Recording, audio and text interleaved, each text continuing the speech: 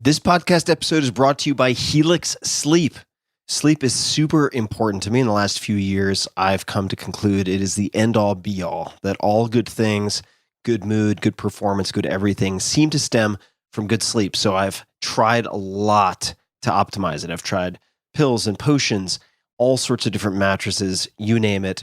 And for the last few years, I've been sleeping on a Helix Midnight Luxe mattress. I also have one in the guest bedroom, and feedback from friends has always been fantastic. It's something that they comment on. Helix Sleep has a quiz, takes about 2 minutes to complete, that matches your body type and sleep preferences to the perfect mattress for you.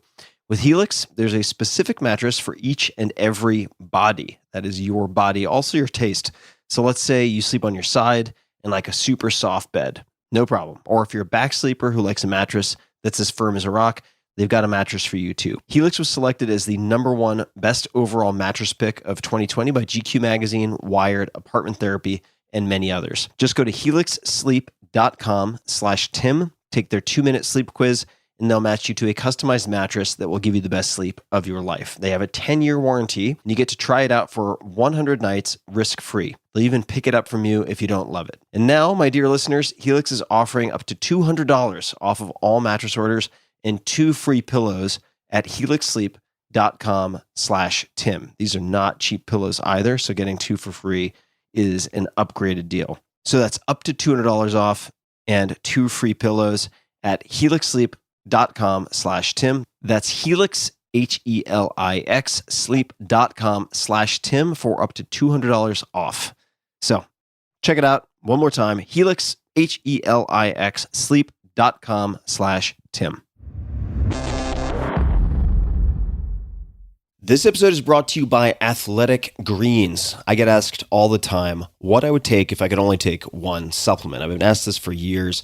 The answer is invariably AG1 by Athletic Greens. I view it as all-in-one nutritional insurance, so you can cover your bases. If you're traveling, if you're just busy, if you're not sure if your meals are where they should be, it covers your bases. I've recommended it since the 4-Hour Body, which was, eons ago, 2010, and I did not get paid to do so. With approximately 75 vitamins, minerals, and whole food sourced ingredients, you'll be hard-pressed to find a more nutrient-dense formula on the market. It has a multivitamin, multi-mineral greens complex, probiotics and prebiotics for gut health, an immunity formula, digestive enzymes, and adaptogens. You get the idea. It is very, very comprehensive, and I do my best, of course, to focus on nutrient-dense, proper meals, but sometimes you're busy, sometimes you're traveling, sometimes you just want to make sure that you're getting what you need. AG1 makes it easy to get a lot of nutrition when whole foods aren't readily available. It's also NSF certified for sport, making it safe for competitive athletes, as what's on the label is in the powder. It's the ultimate all-in-one nutritional supplement bundle in one easy scoop. Right now, Athletic Greens is giving my audience a special offer on top of their all-in-one formula, which is a free vitamin D supplement and 5 free travel packs with your first subscription purchase. Many of us are deficient in vitamin D. I've found that true for myself, which is usually produced in our bodies from sun exposure. So adding a vitamin D supplement to your daily routine is a great option for additional immune support. Support your immunity, gut health, and energy by visiting athleticgreens.com/Tim. You'll receive up to a year's supply of vitamin D and 5 free travel packs with your subscription. Again, that's athleticgreens.com/Tim. Optimal minimal. At this altitude, I can run flat out for a half mile before my hands start shaking. Can I answer your personal question? Now would seem an appropriate time. What if I did the opposite? I'm a cybernetic organism, living tissue over a metal endoskeleton. Tim Ferriss Show. Hello, boys and girls, ladies and germs. This is Tim Ferriss. Welcome to another episode of the Tim Ferriss Show. I am so supremely excited about my guest today. I have been hoping to have him on for a very long time indeed. His name is Boyd Varty. You can find him on Twitter at Boyd Varty, BoydVarty. He is the author of 2 books, The Lion Tracker's Guide to Life and his memoir, Cathedral of the Wild. He's been featured in the New York Times, NBC, and other media, and has taught his philosophy of tracking your life to individuals and companies around the world. I happen to know quite a few of those individuals. In fact, Boyd is a wildlife and literacy activist who has spent the last 10 years refining the art of using wilderness as a place for deep introspection and personal transformation. He grew up in South Africa on Londolozi Game Reserve, a former hunting ground that was transformed into a nature preserve by Boyd's father and uncle, both visionaries of the restoration movement. Under his family's stewardship, the reserve became renowned not only as a sanctuary for animals, but as a place where once ravaged land was able to flourish again and where the human spirit could be restored. When Nelson Mandela was released after 27 years of imprisonment, he came to Londolozi Game Reserve to recover. Boyd has a degree in psychology from the University of South Africa. He is a TED speaker and the host of the Track Your Life podcast as well. You can find him online at boydvarty.com, BoydVarty.com, on Twitter at boydvarty, Instagram at boyd_Varty. Boyd, welcome to the show, my friend. Tim, thanks for having me, man. Great to be with you. It is great to see you. And I'm sad we're not doing this in person, but I'm also happy that you can share a bit about your surroundings. So where is this conversation finding you right now? Okay, so I'm on the Londolozi Game Reserve in the wild eastern part of South Africa.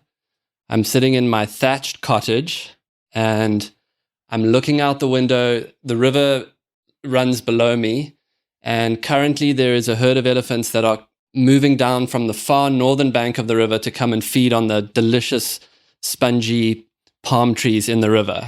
So that should give you a little bit of a sense. They're two huge ebony trees that kind of frame the house.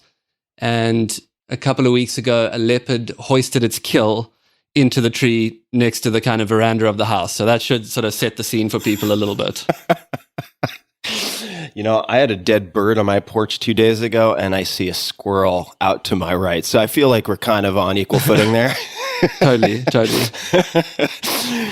Now, a couple things. One, I want to tell you that I don't think I've told you, actually, Boyd, and I'm going to pack it up front because I think that I am ashamed of not telling you earlier. So here, you can see it. And for those who are watching video on YouTube, you can see it. I've got a copy of your book here, which you were kind enough to inscribe for me. It's The Lion Tracker's Guide to Life. I've had this for a while now, full of highlights. I read it again yesterday, and this is one of only a handful of books that has a dedicated shelf in my guest bedroom at home. So in other words, when people come and visit, I have a few shelves. So you have The Gift, which is of Hafez poems translated by Daniel Ladinsky. Then you have How to Change Your Mind by Michael Pollan. Then you have Awareness by Anthony DeMello. And then you have The Lion Tracker's Guide to Life by Boyd Varty. So you have an entire shelf that people are encouraged to indulge in and take books from in my guest bedroom. And I just wanted to let you know that. Wow, I find myself in the company of my heroes there. Thank you. Absolutely. It's a fantastic book, and we're going to dig into all sorts of stories that are in the book. Of course, many stories that I have heard and not heard in person with you. But let's start with one that I haven't heard, but I wanted to dig into it a little bit just as part of the Genesis story. Your mom. Could you tell us a little bit about your mom, and then I suppose also about your dad, but specifically the get on with it attitude as I've seen you write it?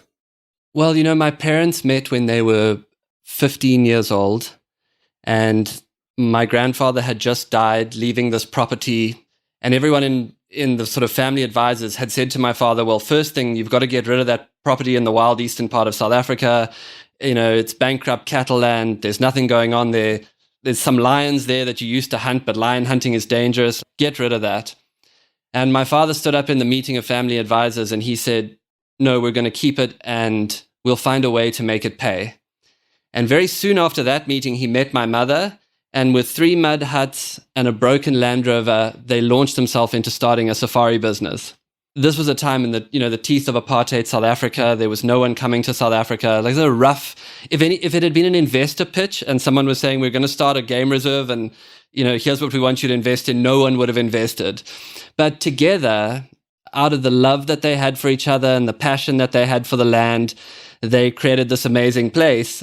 It was the love they had for each other, the passion for the land, and a real big dose of we can keep going because this is all we have.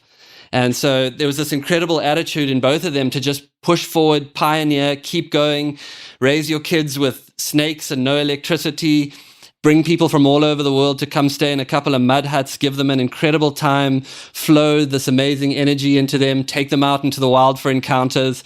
And so it was that type of get on with it, chutzpah attitude that I was raised in. And that was my mother through and through, just unbreakable, rub some arnica oil on it was the best we got if you got an injury. And, only call a doctor if you're bleeding profusely or you're going to die. All right. So I have some follow-ups. First of all, everyone's saying first thing you have to do is get rid of that land. Dad says, nope, we're going to keep the land. There's got to be some thought process behind that because, of course, there are tremendous consequences to that decision in terms of your life trajectory. Why the decision? Why was that decision made? How was that made? I think it's a really good question. I mean, there's a few parts to it. The one is that my great-grandfather had bought the land in 1926 after drinking too much gin.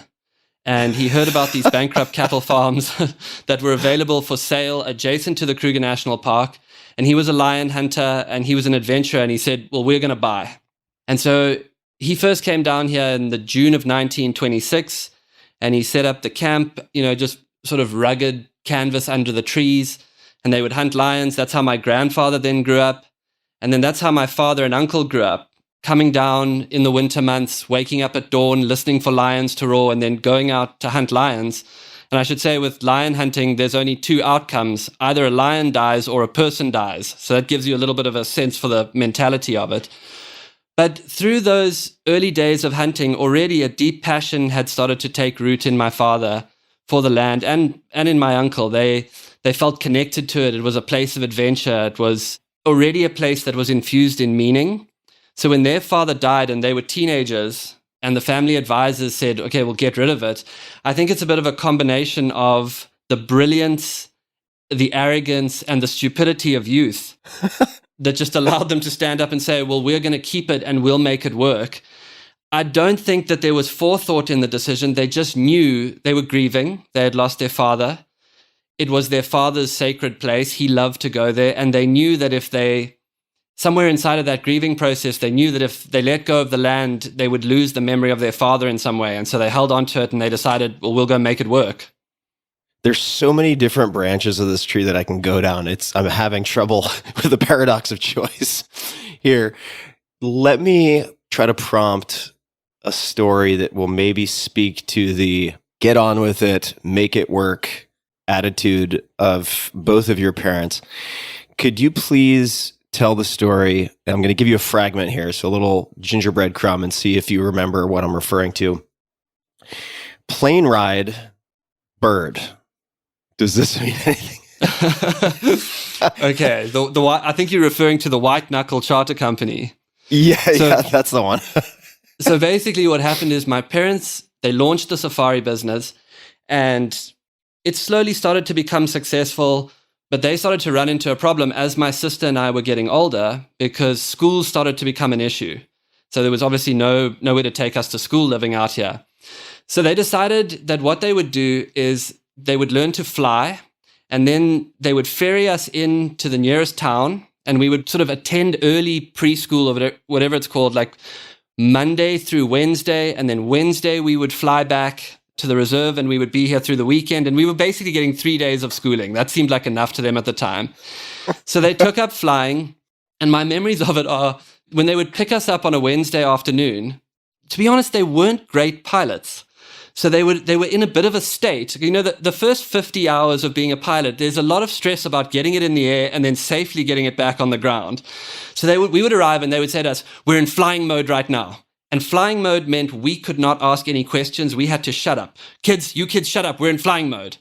And then they had this other sort of drill that they worked out with each other, which was called pilot in command. And when they were up front there in the cockpit, the one would say, I am now pilot in command. And if you handed over control, you would say, handing over control. And the other would say, I am now pilot in command. Pilot in command, handing over to pilot in command. I am now pilot in command. And they had this whole drill, right? The first crash that we were involved in, we came into land and we had a plane. It was a little Cessna that had a quirk. And let me tell you, when it comes to aviation, you don't want planes with quirks. You can have a quirky like pickup truck, but you cannot have a quirky aircraft. The quirk was that when you pulled the power, not all power cut off. It kept a little bleed of power on. So my mother was flying the plane. She came into land on the little 800-meter dirt strip. She cut the power. The plane sort of landed, but it just kept on a little too much power, and we kept going. And she started to say to my father, and my sister and I are watching from the back in flying mode, I can't get the power off, I can't get the power off, I can't get the speed off. And he's saying to her, you are pilot in command, you are pilot in command. And she's going, I know, but I can't get the speed off. And eventually she kicks the rudder and the plane veers off the runway and we hit a marula tree and we stop. That's our first crash. And it's one of those ones, Tim, that if you bring it up today, like at dinner, he will say, well, I couldn't get the speed off. And my father will say, well, you were pilot in command. And immediately a fight will develop at dinner. I know I was pilot in command, but before we hit the tree, do you think you could have pulled the power? You could have. So there's a little tension around it. Anyway, the worst one was we were flying a short hop. And by this stage, my parents had launched, a bigger safari company. And they had decided that when they flew, they should actually have a commercial pilot with them. And so the setup was, it's a commercial pilot in the left-hand seat. It's my father in the right-hand seat. And then there's club seating, 4 seats in the back, but you sit facing each other like you would on a train, like looking at each other. So we're flying along and I see my mother and her friend are sitting opposite me and they're looking towards the cockpit. I'm looking back at them. And suddenly we just hear this outrageous like sound. Bah! And wind fills the cockpit, and it's just this incredible rushing sound, amazing sound. Looking at my mother and her friend next to her, it looks like Pulp Fiction. There is just blood and guts all over them. It looks like someone took a bird, put it in a blender, and made like a bird smoothie, and then threw it over them. They've got a wing on their head. They've got a foot on their shoulder. They are covered in blood and guts. And so I turn and I look back at the cockpit. The front window of the plane is gone. The pilot is conked out. He's passed out in his seat. And my father is like orientating himself in the madness. And right at that moment, as my father got his bearings, I saw him grab the controls. And then he looked back at me and said, I am pilot in command. And so now we realized we've got a situation. What had happened is we had hit a stork, direct bird strike, and the bird had come in the window. And in fact, the bird had hit the pilot. The beak had gone into the skin between the pilot's skull and the skin. So he had a beak sticking out of his face and a bit of stork neck sticking out of his face. And he's totally passed out. Meantime, my father has taken control of the plane. The woman on the back seat screaming next to my mom is going, we're all going to die, we're all going to die. And that's when my mother gave her the patented mother slap, slapped her twice and said, we are not going to die. And then out of nowhere, my mother reaches into her sort of handbag and pulls out a flight call sheet. And she starts screaming standard emergency practices to my father. Call SOS base, request emergency landing. And he's ticking off things. Now, at this point, the pilot starts to wake up. And he wakes up and he's slowly gaining his bearings. And as he looks around, he has this strange kind of dot in his vision. And as he's looking around, the dot follows him. And he eventually puts his hand up. And what it is, it's the stork's neck sticking out of his face that everywhere he looks, it's in his line of sight because it's connected to his face. And it was at that moment that he grabbed the neck and the beak of the stork and he pulled it out of his face and looked at it and then passed out again. And I don't know if you've ever seen a head wound, but head wounds bleed nicely. And so he's bleeding quite intensely. It's pandemonium back there, but my folks have got the controls. They call the airport. My father starts the descent. And eventually the pilot wakes up and he comes to, and he's all right. And he takes over control of the plane again. And we do an emergency landing.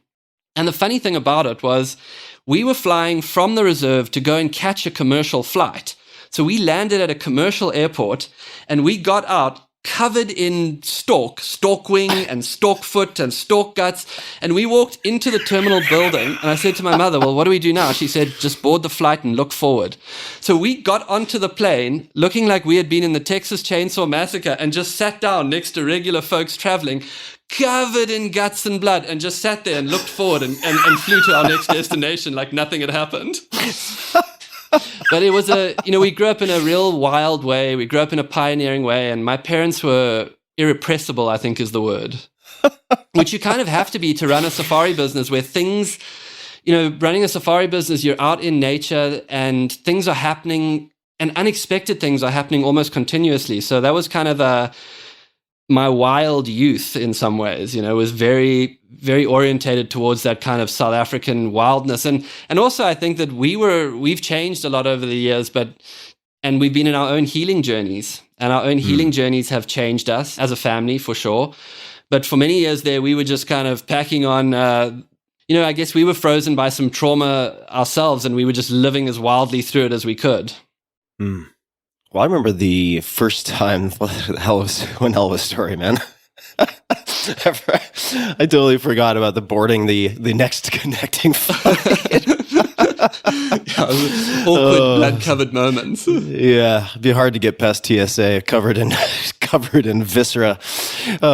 Good Lord. So let's talk about another element, I believe, of your childhood. You could tell me when this first enters the picture. We're going to bounce all over the place. And please correct my pronunciation.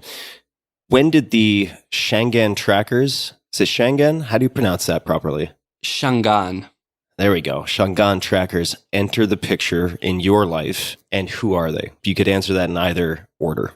Well, firstly, let me say something about the Shangan people. The Shangan people are the most wonderful people that I've had time to spend time with in Africa. They were a splinter tribe of the Zulu people.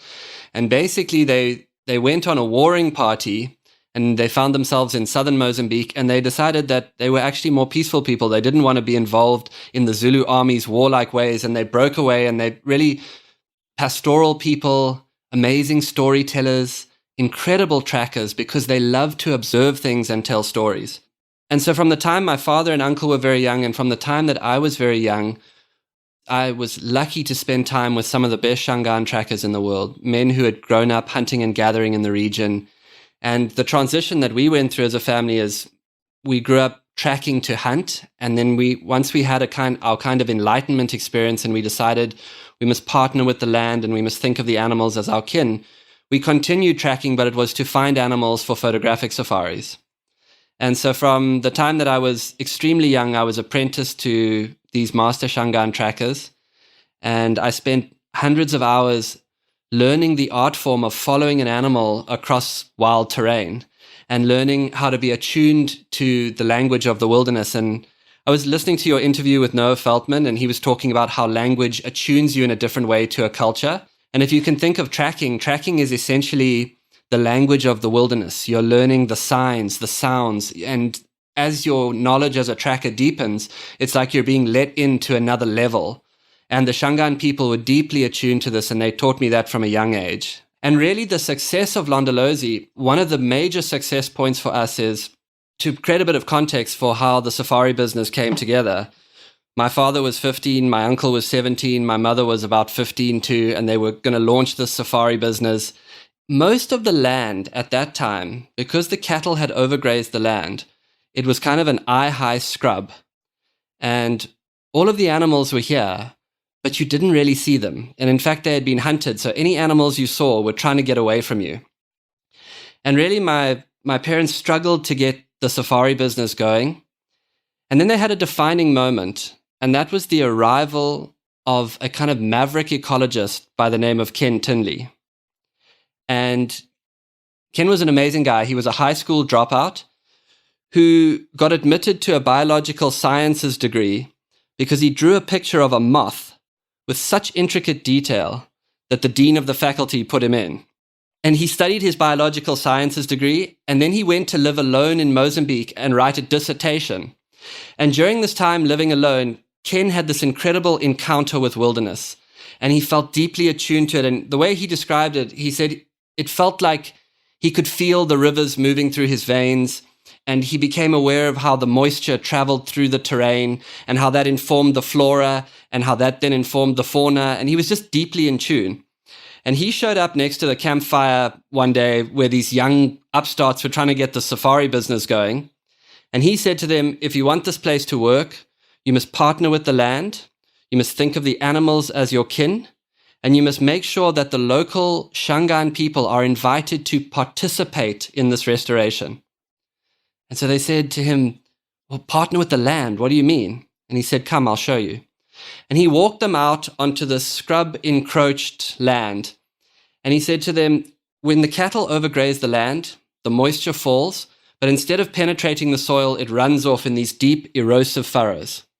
So what you do is you clear away the scrub, and you take that scrub and you pack it into the furrows, and it's kind of like putting the plug back in the bath. And with that, you start to charge the grassland with moisture. And he started to show them how to restore the microcatchments on the property. And I really grew up. One of the first imprints of my psyche was watching the land being restored. I would go to a place where there was eye-high scrub, and then I would see the destitution as you cut it out. And then you would go back there a year later, and there would be a herd of waterbuck on it and a herd of zebra, and then a rhino walking through it in the late evening. And so my first impulses, I believe, as a healer, came out of watching the way that life knows how to bring itself forth. And then one day, after a day spent working on the land, my father and my uncle were driving home, and in the late afternoon light, a female leopard stepped out onto the road in front of them. And up until that point, any leopard you saw was ears back running to get away from you. They'd been hunted. But this leopard stopped, and she turned and she looked at them. And for a moment, she allowed herself to be seen. And then she growled, and they saw that she had this one broken canine. And then she slipped away from there. And they drove home in silence, and they stopped the vehicle. And my uncle, who was a rugged, aggressive, wild type guy, they sat there for a moment in silence, and then he looked at my father and he said, whatever just happened, that's my future. And I've been deeply interested in that my whole life. You know, to your point, like, what made them say we're going to try and take on the creation of this safari business? What made my great-grandfather, after too many gins, say, I'm going to buy? What made my uncle say in that moment, that's my future? How do we know when we know? So what my uncle did is he teamed up with a Shangaan tracker, one of the best trackers in the area, a man by the name of Almon Mhlongo. And Almon is actually Renius in the book's brother. Just incredible hunter-gatherer, incredibly in tune. Before we get to Almon, if you could just, as context, because people hear tracking, good trackers, they might not realize just how far back a lineage of tracker to tracker to tracker tradition might extend. Are we talking hundreds of years, thousands of years, tens of thousands of years? I mean, how far back does it go, right? This type of skill development and generational passing down. I mean, this goes back to our early origins. Some people say that tracking is in some ways the beginning of science because it's the beginning of deduction. It's the beginning, the first time that someone looked at an abstract imprint and started to apply meaning to it. And it's an art form that has been alive. It lives inside of people because it has been passed on through generations. You know, a tracker will teach another tracker the way. And so I think of it as this art form that you can't hang on the wall, or it like literally has to be alive in a person to survive. Didn't mean to interrupt. I just wanted to kind of set the stage, right? Because people think like, oh, my grandfather did this, my dad did this, I now do this, therefore we have this extensive lineage, which is true on some scale. But when you refer to one of these master trackers, it's quite a different level of longevity in terms of the bloodline and the development of that skill. Ancient. Back to the origins of humanity. Yeah. And when you are tracking, you are connected to that entire lineage, you know, which is amazing feeling. Somewhat what I'm doing right now, thousands of years ago, someone did this very same practice. Yeah. And Almon was just brilliant in the bush. And so what my uncle and him did is for the next 12 years, they woke up every morning and they went out and they tracked that leopard. And just insane drive and dedication. And sometimes they would go 2 weeks without seeing her and they would be putting together the clues. They'd be following the tracks. And then it started to be that they would find her and she would allow herself to be viewed from 200-300 yards in a vehicle. And then slowly, over time, that space, that distance started to close. And eventually, after a few years of this, it got to the point where they could actually drive one of these old Land Rovers in next to her. And she had developed a relationship of trust with them. It was a totally wild leopard, and she knew that these men meant her no harm.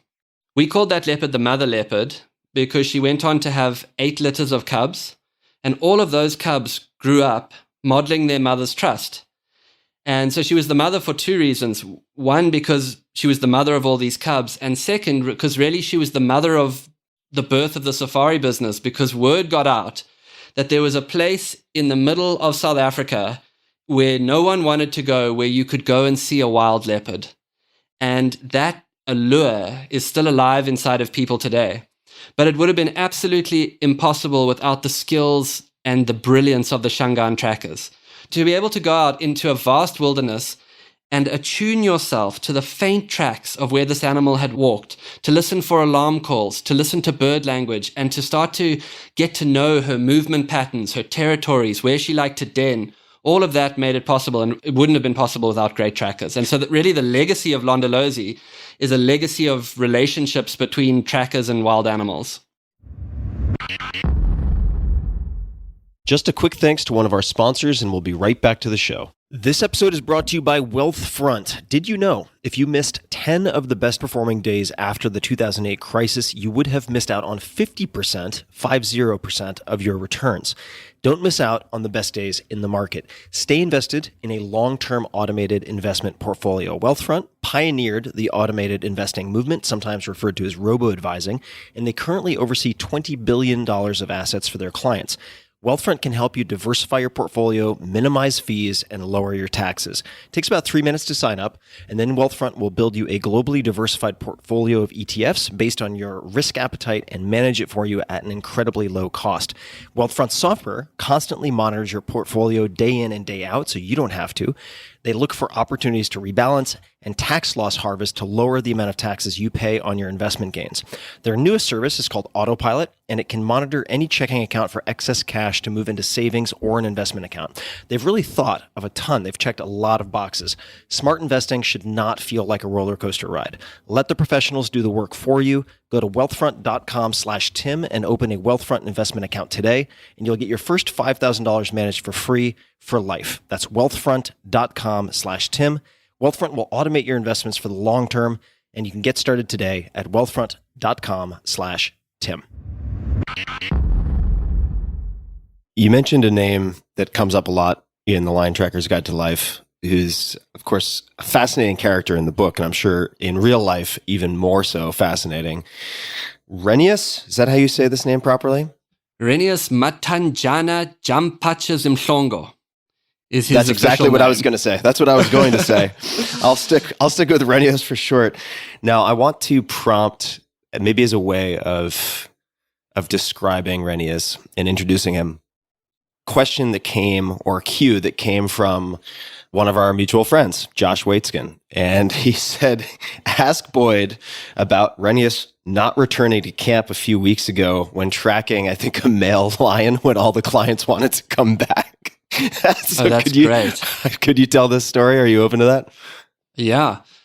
Well, Renius is firstly one of the best trackers in the world. I would say that he's top 5.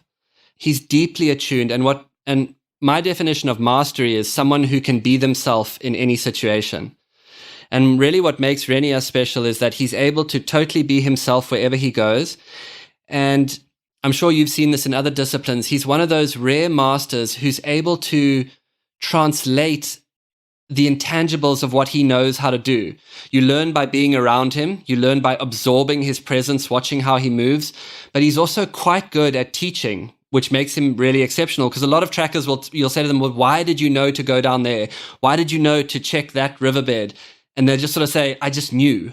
Renius is able to dissect it a little bit for you, but this to me is the level of his mastery. We ran a tracking retreat. We had some folks from all over the world who had come on one of our tracking retreats, and it was day 4, and we had an exceptional time. We had found and followed animals. The night before, we had slept out in the bush. And so the next morning we woke up, we found tracks of a single male lion, and we began to follow. And after 2 or 3 hours, I could see that the guests who were on the retreat were tiring. They were running out of gas. They'd been keeping watch all night. Could you explain what you mean by that? Keeping watch all night? Afraid that lions are going to eat them all night? Yeah, on the retreat, one of the nights we had slept on the ground in the open, no vehicle, no tents. And each person had been asked to keep watch. It's this deeply archetypal experience to be awake around the fire. It definitely changes what the fire means to you. It's this ancient primordial sense of like fire, safety. And each person keeps watch through the night. And it's beautiful. You're alone, owls calling, stars above you, and this alertness alive inside of you as you keep watch for your friends. What are you keeping watch? I guess sorry, not to bog the story down, but just for a second. Like if John from KPMG in Chicago, who's never camped before, comes to a tracking retreat, I would be kind of nervous trusting John to keep me alive while I slept. So I probably wouldn't sleep. I'm just wondering what one does when they're keeping watch. No offense to KPMG. Well, no, just came to mind. But you know what? No, John from KPMG taking contact. Well, the thing is that the minute you get out there and night starts to fall and some lions roar nearby and an elephant walks past your camp and comes to investigate, what's pretty amazing, Tim, is that no one misses the gravity of the situation. Yeah, I bet. There's something about night falling. Like I watch people switch on and I explain to them that if you fall asleep during your watch or you don't do this properly, someone can get badly injured. And so people take it very seriously. And your job on watch is to be an aware presence. And you get armed with a really good torch. You listen. That's a flashlight for you, Yanks listener. Flashlight. You listen. And if any animal comes, you have to be aware of its presence. And there's an amazing thing. If you're aware of an animal's presence, it's aware that you're aware of it. And that's the critical safety piece. And we've never, in all the years we've been doing it, and we've slept out with many, many people, we've never had anyone let us down because people feel the gravity of it and something does wake up inside of them. So anyway, back to the story. Suffice to say, they didn't sleep very well. they didn't sleep very well. So like 10 o'clock the next morning, they were flagging, and we decided because we'd had such a good time and we'd been so lucky with the tracking already, we were going to call it there. We were going to say, guys, we're going to leave this track and we're going to head back to the camp. Now, Renias has been 30 years into guiding people, even more, 35 years into guiding people, and then another section working as a trainer. He says, you guys go back to camp. I can't leave this track. And I'm fascinated by that moment because there are so many hundreds of guides, so many hundreds of people who say, you know what, our guests are happy, Eggs Benedict back at the camp. But his mastery is that he can't leave it. There is something laid down in front of him that he's curious about, he's interested, and he has to know. Something in the tracker has to discover, has to find out. And the scope of the years of his practice and the fact that he makes that decision to stay out there hot, tired, without water, he needs to know. That is his art form. He needs to be in it. There's something very special about that to me. Which animals are hardest to track at Londolozi? You mentioned a leopard, right? So a leopard in my mind, I think of solitary animal, as I understand it, sleeps in trees, at least part of the time, as I understand it. Again, I have no understanding of leopards. So I would think of them as difficult to track for a number of different reasons. But which animals that you track are easiest and which are hardest? Oh, well, I think you've nailed it there. Leopard, by some margin, is the most difficult. One, it's solitary, and it walks incredibly lightly, and its nature is solitary and secretive. It likes to operate in thick terrain. Anytime you're seeing a leopard, the leopard is allowing you to see it, which to me has this beautiful mystery that it cloaks it in.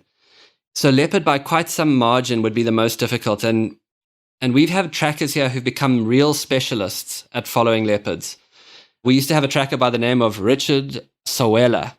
And Sawela was meticulous in his dress, and he was gruff, and he was hard to get along with. He was rude to most people. He had that arrogance born of being brilliant. He deserved all the arrogance he had because he was so good. And he used to do this thing where if all the trackers had been out in the morning and they'd been following a leopard, They would come back to camp. They'd been unsuccessful. They had a last track, but they had lost it. He would go back there. And it used to be my favorite thing. He would go back at 12 o'clock in the afternoon. He would refuse to go with anyone else. He wanted to go alone. And he would slowly start to work that track. And then eventually at like 6 o'clock in the evening, you'd get a radio call and it would be Richard. And he would say, I've located this leopard. He would tell you where it was. And then his final refrain was, Richard Sowela is number one. And he did it so consistently. And Richard Sowela was number one. That's amazing. That is amazing. Technical question, 12 noon. So I would think that high noon would actually be a hard time to track because it wouldn't cast shadows as well. But is the reason for doing that the animals are bedded down due to the heat so that you're able to track while they're in one place? Why would he go out at 12 noon? One is he's showing people how good he is, because you're right. The direct light creates a flat aspect on the ground. The light is flat. And so you're right. There's no shadow. There's no contrast. When the light is lower, it bounces off where the animal has stepped it changes the texture on the earth. He's going at midday because no one else wants to go out in the heat. He's showing, I go out in the heat. He's going at midday because the light is flat. And he's saying, I go out when the light is flat. He's going at midday because he knows that leopard is going to be lying up somewhere. And so if he can get a track, he can close the distance on it while it's not moving.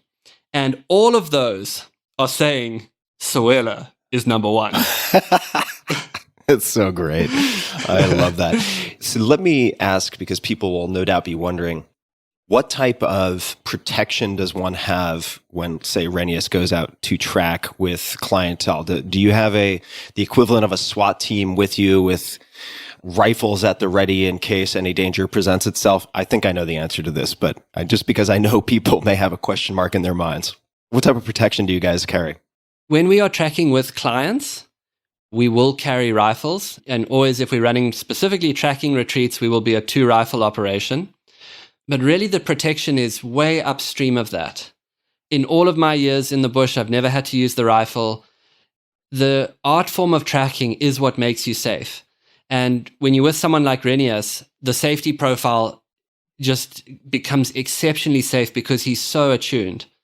And so it's a capacity to read the terrain, to make good decisions, to be attuned to the freshness of the track, where those animals will be, how we should approach different terrain, attuned to the birds, bird language.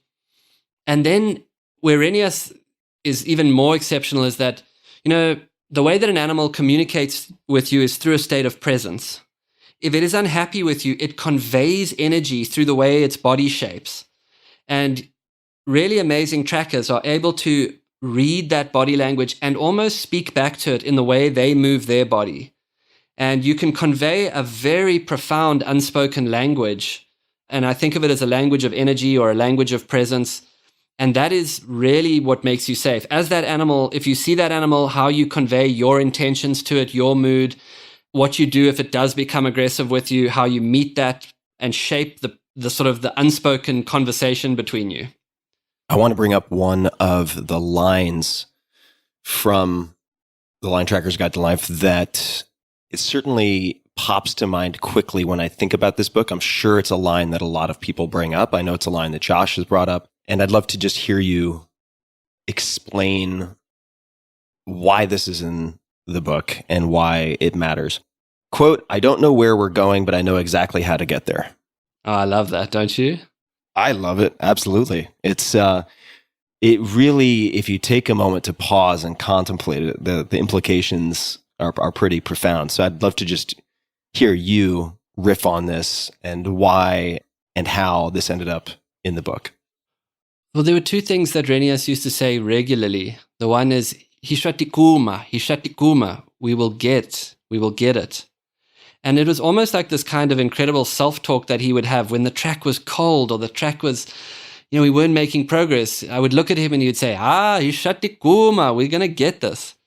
And then often he would say too, I don't know where I'm going, but I know exactly how to get there. And what he's saying, he's talking to the dynamic of tracking, which is, it's an interesting energetic dynamic. He is profoundly committed to finding that animal, but he hasn't allowed that commitment to become a burden of some kind.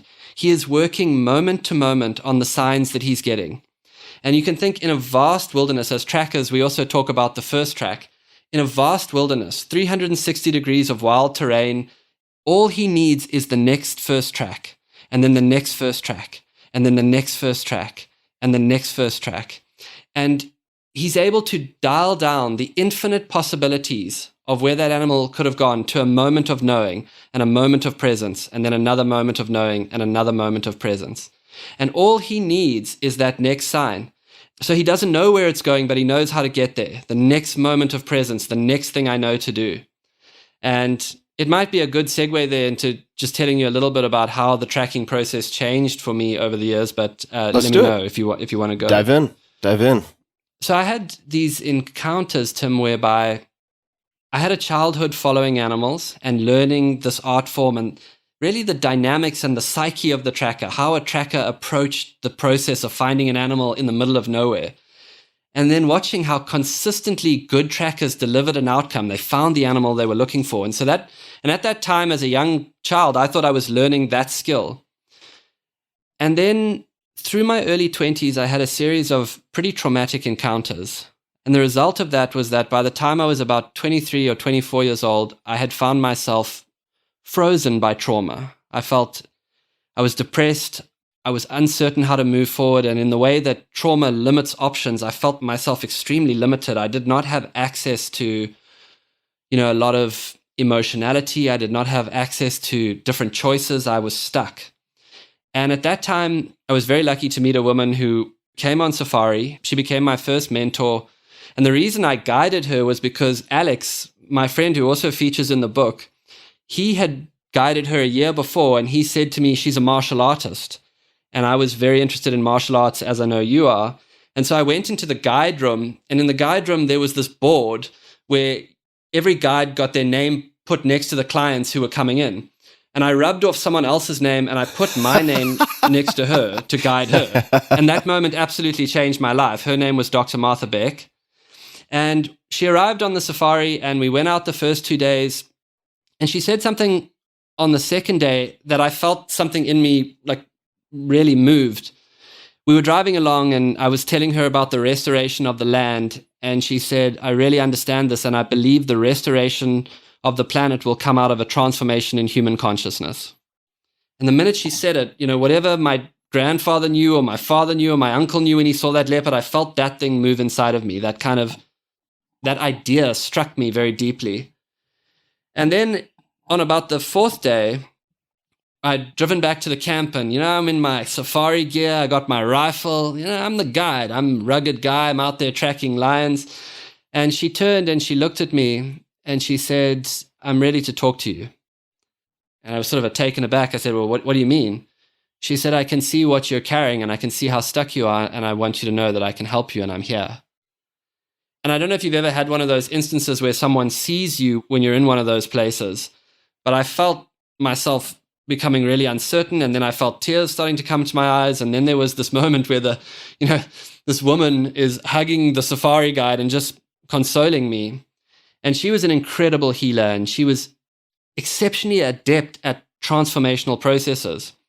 And so she started to teach me how to move through the trauma and the suffering that I was stuck in. And as that happened, my relationship to tracking started to change. And I started to see this art form in a different way. And I realized that I was looking for something. And all of the skills and the mentality of the tracker was highly adept to being in a transformational process. The first thing that you will have to do if you want to go track a lion in the wild is you will have to become super uncomfortable with unknowns. You will have to give up all the ways you tried to know what to do and say, I don't know how to do this. All trackers operate using unknowns to almost bring them to life, You will need to develop your track awareness. Track awareness is teaching yourself to be attuned to a very specific set of signs, metrics, but self-generated. Like when I was a kid, Renias would take me out to a game path and he would say, walk down that game path and tell me what you see. And I would come back and I would say to him, I saw a herd of impala walk there. And he would say, hey, I'm fine. Famba uya languta foot. Young boy, go look again. And as I was walking away, he would say, Puza matipel. So put your head down, like the way an animal drinks. Put your head right down against the trail and look like you're drinking water, like an animal. And I would come back and I would say, I can see where the herd of impala walked, but they actually walked over the tracks of a leopard. And I can see where a mouse ran across the path and then an owl swooped down and its wing touched the ground. And each time I walked down that path, under his guidance, there was more information. And that idea became very important to me, the idea that there is information in your life if you are looking for transformation, but you have to teach yourself to attune to it. And so, what do you need to attune to in transformational processes? Things that make you feel expansive, things that make you feel alive, letting go of your rational idea of what you should do and noticing what you move towards, noticing what you're curious about, noticing the people who energize you, the activities that make you feel more alive. So I started to see through the eyes of the tracker, the first track being the next thing you know to do, letting go of, where that animal might be, or letting go of where you think you should be and just doing the next thing you know to do and the next thing you know to do. If you watch great trackers, they drop into what I call the following state. And it's so beautiful. If you watch Alex and Renius in the following state could be defined almost as constant creative response to what is occurring. If the track cuts left, Alex will click and he'll say, I'm on the track. If it cuts right, Renius will be on it. They're getting a sense of the mood of the animal. They're using their own body to attune to the way the animal is moving, and in that way, like almost feel the animal as it's walking out ahead of them. At the same time, they are vectoring and they are getting a sense of their bearings using waypoints of marula trees up ahead. When you watch them, they're almost having fun in it. They're playing on that track. And so you will need to develop the following state in your own transformational process. How can you play? How can you be creative with not knowing what you're trying to create or this place you're trying to get to, but being open and willing and aware and attuned? You will almost certainly lose the track. And I'm sort of saying this to see how the tracker came to me in a different way as I got into my own journey of healing. You will lose the track. You'll be in the middle of it thinking, I'm deep in the following state, I'm right on track, and then suddenly it'll be gone. And you will need to build community around you of other great trackers, people who are willing to move with you, follow with you. And the core of it is really that there is something inside of you that knows. There is a part of you, you might call it your wild self, you might call it the track of your life, or as Native people call it, your medicine way. A part of you that beyond rational thought reacts when you become more in tune with yourself. And sifting away the layers of socialization, all the things you should do, all the things you have to do to start to be able to follow the trail of that place inside of you became really what the core of my own journey to healing was. And I live like that to this day as a tracker, trying to be present, resting into the unknown, attuning, and trying to fall into the following state with what energizes me, makes me curious, and pulls me forward. Thank you for that. It strikes me also that a lot of people who would try to help another start almost as a hammer looking for nails, right? They don't listen enough first. And it just strikes me that what Martha did was very much initially demonstrated by her powers of observation, awareness, and attunement. And those are sort of like the core fundamental characteristics that you need to develop or resurrect before you can really prescribe anything at all. And the question I want to ask is actually related to the traumatic events if you're open to it. Would you be willing to share what happened or some of the examples of what happened in your 20s? Yeah, just one comment on Martha. Once we started to get onto that level with each other, when I watched her, when I looked at her, what I saw was a superb tracker. She understood how trauma patterns us. And she was incredibly adept at first tracking the pattern and then starting to support you in creating a different outcome for yourself or providing tools and options for different ways of doing it. And as I watched her work with myself and with many other people, I saw a tracker who would, at first just really observe and get to know what they were working with and be present and attuned. And that's really what most attracted me to her work. I saw a tracker of processes, human processes, and first and foremost, and that's probably what I was mature enough, the frame that I was able to see through at that time as a tracker. But yeah, to segue into my own experiences, My family, I would say, Tim, went through a very difficult 10-year period, a period of intense suffering. And yet that suffering became the place where we learned to do the work and go inward and start to understand how healing processes work. And so I've gotten to the place now where I fondly look back on those 10 years of initiation, university of suffering. But it began for me when my grandmother died. My father, who had taken the Londolozi model of care of land, care of wildlife, care of people, and he had launched it to 30 other operations around Southern Africa, which Mandela had asked him to do. And so there'd been this big sort of expansion. And then in a classic kind of change of founder's trap, he got fired from that. And then very soon into that, South Africa was going through a very, very difficult time. And one night we were in Johannesburg, and this was post-elections, but it was still, the country was still really finding its feet, and there was a ton of violent crime still happening. And yeah, as I said, I was 18 years old, and I woke up and my sister was shaking me. And immediately as I sat up, I had a gun pushed into my face. And the home that we were staying in Johannesburg on that occasion had been invaded. And I just felt the adrenaline pump through my system, and all of my work in healing spaces later, and I know that you're involved in psychedelic-assisted therapy, has been to try and get a cap on the scope of where my body goes when it gets a mild trauma, because I woke up into my worst nightmare. And I look to my left, and my mother's tied up on the floor, and my sister's tied up. And I know kind of stories of how these things go, the violence, the potential danger to women. And it was just like absolute red line fear. And just to see the woman in my life, my family like that. And so it was just shocking. And then realizing that, I know I can read animals, but I can't quite read people. I can't quite read them. They're not as honest as animals, so I just don't know where this is going to go. And I'm sitting in this tension. And eventually they took me outside, these guys who had broken into the house, and they said to me, "We're going to kill you." So they pulled me outside and they put a gun to my head, and they basically said, "Now we're going to kill you." And, the fear was so intense. And then I remember looking up the barrel at the man who was holding the gun to my head, and we looked into each other's eyes. And in that moment, something happened, which I can't say what happened. You might call it the peace of God that passeth understanding, but I think it was too big for my ego structure to hold, and it collapsed. And as I looked at him, all fear left me, and all concern for my own bodily safety left me. And I just felt a profound human connection with him. And as that happened, and there were 3 of these guys standing around me, as that moment happened, it was kind of this weird, the only way I can describe it is a kind of a weirdness came over everyone. It was as if everyone had become glimmered, and they put the guns down, and everyone just stood there confused. And I walked back inside, totally unaccosted in any way, and I got the car keys, and I walked back out, and I gave them the car keys, and I said, "Get in that car and leave." And they did.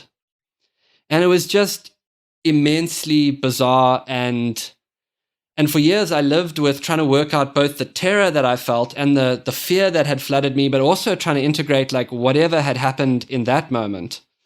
And I'm not sure that I fully understand it, but I felt like I glimpsed through the most terrifying situation. I glimpsed something. That was a very, very that was the first freezing experience that I had. It was terrifying.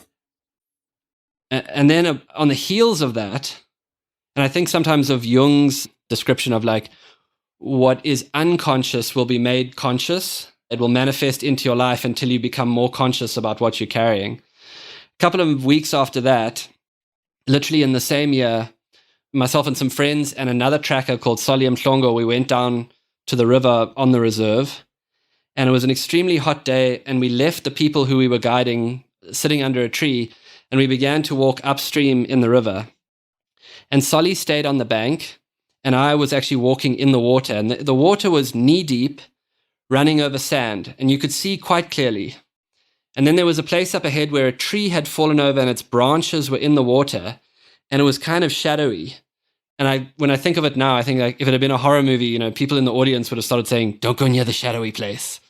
And of course, as I walked past the shadowy place, I actually sat down just on the edge of those shadows, and my perception was that the water was too shallow for crocodiles. But of course, the crocodile was in the hole. And the first thing that you notice when a crocodile grabs you is just the ferocity and the pressure of the bite. I just felt it slam onto my right leg, and it tries to pull me into the deep section of the water. I throw my arm up and I grab a branch, and it starts to shake me. And I see a slick of blood appear in the water, and then it gets washed downstream. While the crocodile is shaking me, I see Solly, who's on the bank. He sees me, and he sees that I'm in trouble. And he immediately starts making his way towards me. Solly is also a Shangaan man, grew up hunting and gathering. The croc goes to bite me a second time, and I kicked, and by the grace of God, my foot went down its throat, and it spat me out. And I pulled myself up into the branches of the tree, and I have this memory of almost being non-local, watching myself pull myself up into the branches of the tree. I got up into the branches, and I remember looking over my shoulder, and my leg from the knee down was just absolutely mangled, torn to pieces and meat hanging off. I made a pact with myself in that moment, like, never look at that again. And I made my way through the branches, and I fell onto the bank, and I knew that I was extremely vulnerable on the bank. Crocodiles, it's an elite predator. If it thinks it can get you, and I was on the bank against the water, it's going to grab me again. At that point, Solly, coming from the other bank, arrives at the deep section of the channel. He's seen me come out of the water. He's seen that my leg is mangled, and he knows that in the deep channel of water between him and I is a crocodile. And I can tell you that man didn't slow down, not for 1 second. He plunged into the water. He waded into almost over his hips, and he got to me on the bank, and he grabbed me, put me on his shoulder, and he carried me up onto the bank. He took his shirt off. He wrapped it around my leg. We were able to call the folks who were with us and calm them down, radio a plane that was flying over, and I was able to get medevaced out, and we were able to stop the bleeding so that I survived. So, those two experiences were very alive in me.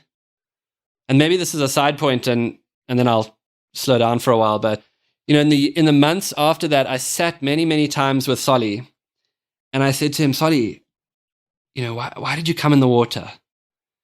And he would look at me with disdain, and he'd say, "Umfo, una nkinga and dina nkinga pel." He said, "My brother, you're in trouble, I'm in trouble." And at first, I thought it was some kind of platitude. He was playing down his actions. But as time went on, I really understood, and I came to see that in the way that Solly grew up, he grew up in a much more collective consciousness. He grew up with his tribe. He grew up hunting and gathering. He grew up in nature. And he lived in a much more interconnected way than any of us live. In fact, his whole psyche was not formed around individuality. His psyche was formed around a we consciousness, you and me together, a collective consciousness. And to him, it was fundamental. If I was in trouble, he was in trouble. And so he did not see it as any kind of heroic action. He just saw it as the most obvious, natural thing to do. And that moved me, and that taught me a lot. I'm going to come back to a number of things. First, good Lord, I'm sorry both of those things happened, even though it ended up being the University of Suffering. Those are two excruciating experiences, to put it mildly. But just based on what you said about this collective consciousness, does the word Ubuntu or the concept of Ubuntu tie into this in any way? Oh, absolutely. Could you explain that for folks? Yeah, Ubuntu is an African philosophy that says, "I am because of you," or people are not people without other people. And what Ubuntu is talking to is the relational nature of life. And the point I want to make about it is that it is when you spend time with people where the Ubuntu consciousness is activated in them, where Ubuntu is alive in them, it is actually a kind of structuring in their very psyche. They experience things in relation. They experience each other in a relational way. And they know that knowing yourself and being yourself is about being connected to people, but also to the broader field of sentient life. And so what Solly was activating there was the Ubuntu consciousness. And he was showing that Ubuntu consciousness comes alive in action through courageous action in that case. But very much what he was showing me that day was how deeply ingrained it was in him, the collective nature of life. Another way of saying it, Tim, is like, and this gets really interesting as you start to learn your own psyche, but different cultures, the psyches are structured differently. And in a more Western setting, you might say that in a society where the individual self is disconnected from the greater interconnectivity of life, the search for meaning is reduced to a constant state of comparison. So people will always, on some level, be saying, how am I doing in comparison? And so many people are living with that without even knowing that that's how they're trying to orientate themselves. Whereas if you grew up in Africa or if you grew up in nature, you grew up relationally. So it's not comparative. It's more like I'm learning about myself through my encounter with the world. I'm going to try to maybe awkwardly tie a number of things together here. When you and I think it was when we first spent time together. I can't remember. Maybe it was the first time we spoke, but you were just coming off of living in a tree, if I remember correctly. Yes. If you're open to talking about that. If not, we can certainly cut it later. But since we're talking about it, how many days were you in this tree? So I was 40 days and 40 nights in the tree. I went into the tree. If you read all the mystical traditions, including, I think, your man Hafiz on your bookshelf, but in all the mystical traditions, there seems to be a time when the mystics are drawn to be alone in nature. And, Jesus went for 40 days and 40 nights, but the Buddha went to the grove. There's accounts of it all along the way. And so I wanted to go and have that experience myself. And I'm not saying I'm a mystic, but my question was, why did all of the mystics go to be in total solitude in nature? And so with a lockdown in the world, suddenly I had 6 weeks where I could go and do that, go and sit in that question and see what answers came to me during that time. The first was that initially there was a tremendous anxiety. The first couple of days, I had a lot of thoughts around, I'm going to be away, I'm going to miss something, I'm not attending to. And then after 3 days, that all dropped. And I know the Aboriginal people have this amazing saying that modern culture is 3 days deep. And after 3 days, I felt myself go into a different state of consciousness. I just realized it doesn't matter. And then I started to attune myself to the natural world. And a few things happened. The one is that a big insight was that where your attention goes, your life goes. And if you're constantly putting your attention on living things, there's more aliveness in your own life. That was one. The second was that if you spend time in nature in the same spot over a period of time, it starts to become incredibly personal. So it's not just a bird or that antelope. It's that bird that roosts in that bush and flies down the riverbed in the morning and back up the southern bank, and then it feeds for grubs in this tree. And as you start to become more personally attuned to each animal, you start to see that there's a pattern to their movement. And in fact, then you start to find yourself orientated inside of a series of interlocking intelligences. That is really what the natural world is. And then at some point, you realize that I'm not observing this intelligence that I'm watching unfold around me. I am fundamentally a part of this. And it stops being a mental construct, and you start to feel yourself inside of that intelligence. And that's a very, very deep experience, or at least it was for me. And I think that is why at a certain point, the mystics went to go and get quiet enough to feel themselves inside of that incredible field of intelligence that is the natural world. I had just radical encounters every day. And I think that's another thing about the natural world is things happen.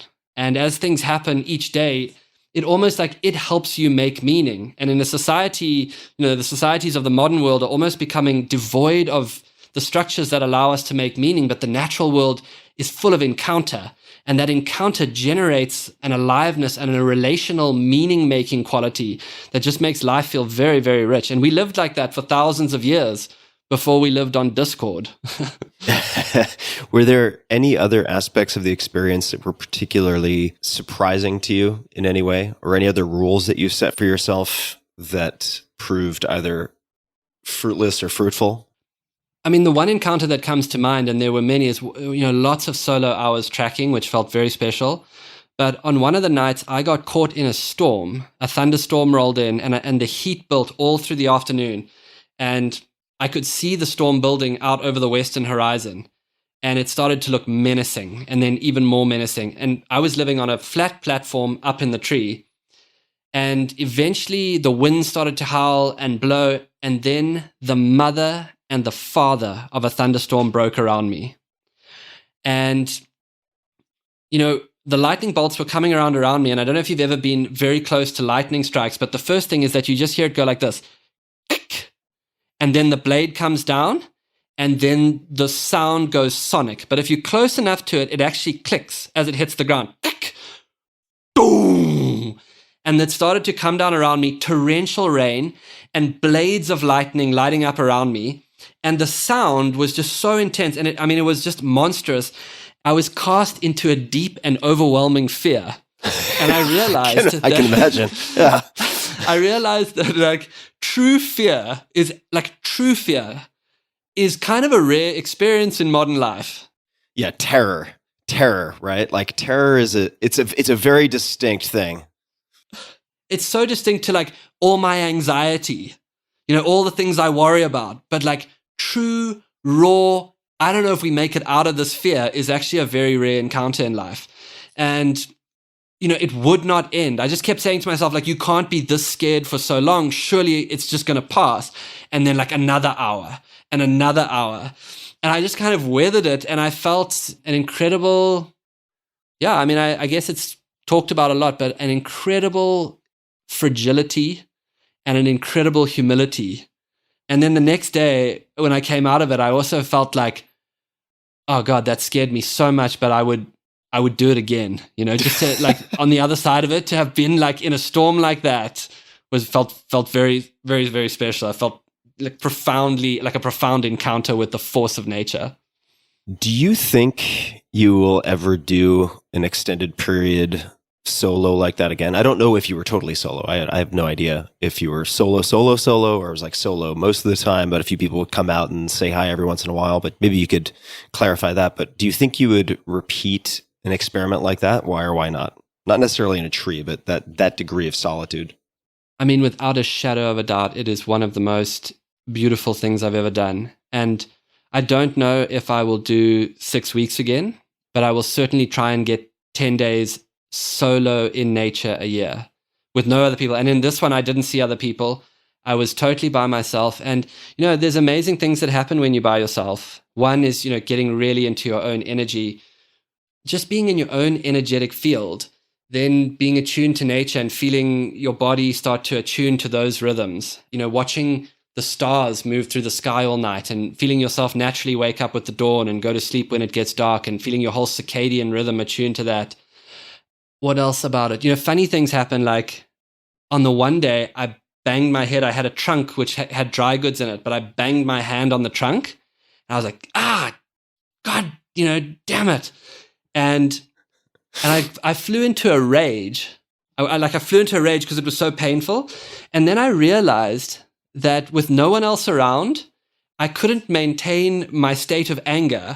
And it's a really weird thing. Like sulking, being angry and sulking and moods and all of that stuff is really for the benefit of other people.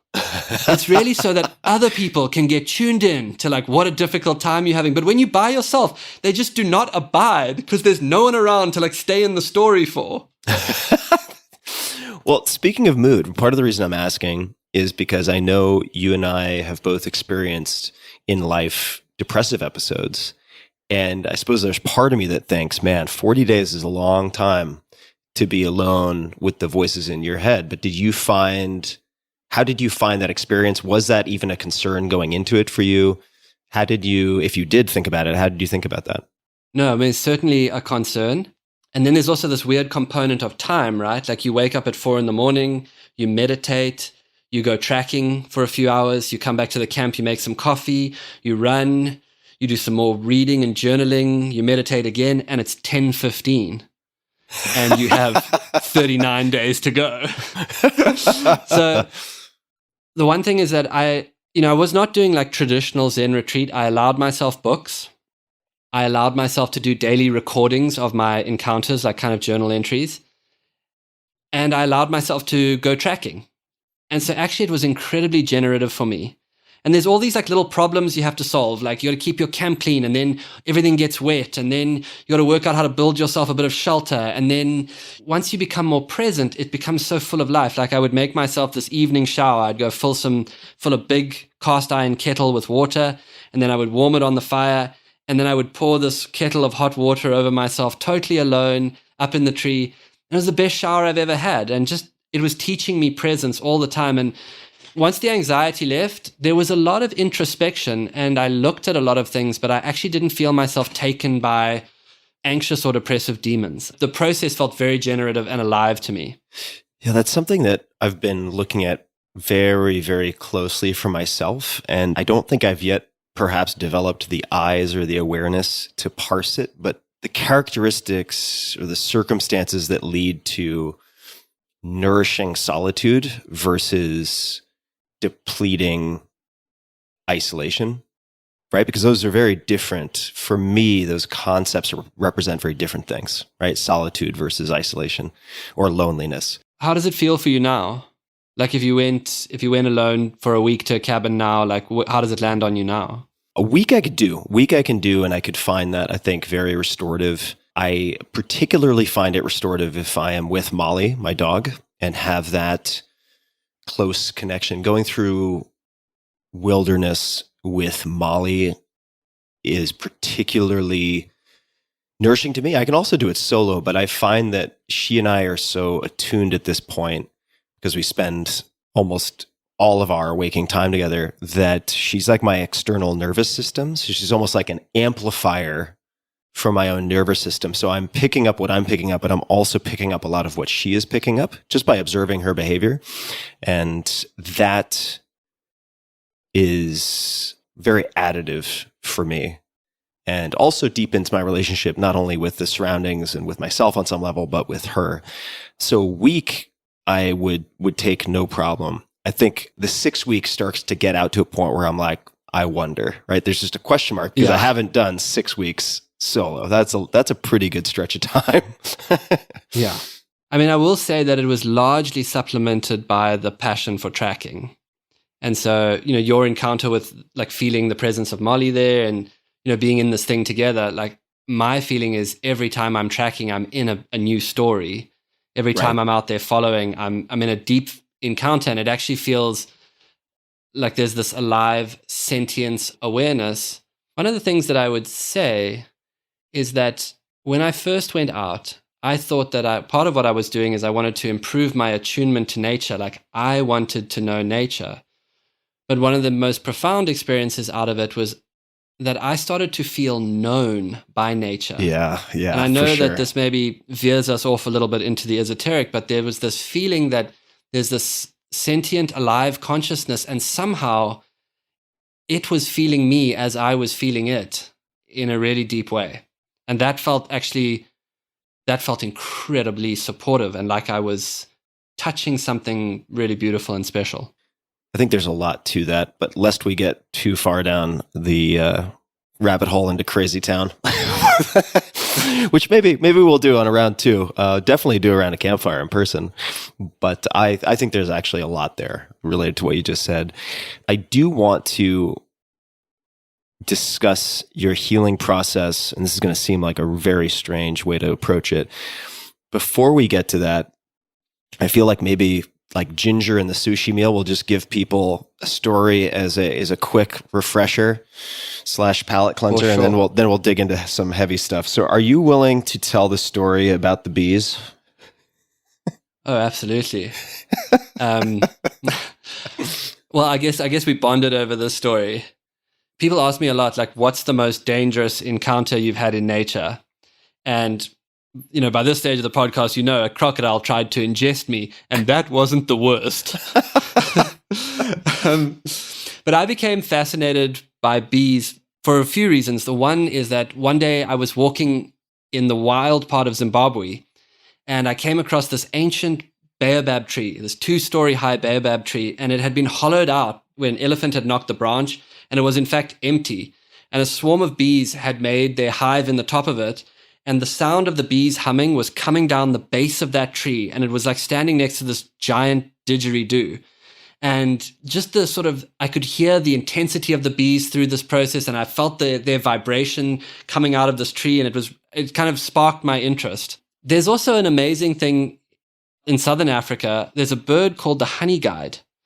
And literally, if you go out in parts of wilderness in Africa and you start banging on trees, a bird will come to you and it will start to call incredibly animatedly, very much like Disney's, I think he wants us to follow him. And then it will fly in front of you and show you where the beehive is, so that, like for thousands of years before, as a hunter-gatherer, you can rob the beehive and then you put some honey down next to you and the bird comes and lands next to you and eats the honey. It's this incredible, ancient, just, an encounter like that. Like, it just takes you back thousands of years in an instant. So wait, just for clarity, Right? so this is like thousands, tens of thousands, who knows, hundreds of thousands of years of co-evolution where this bird has a species memory of a symbiotic relationship with humanoids.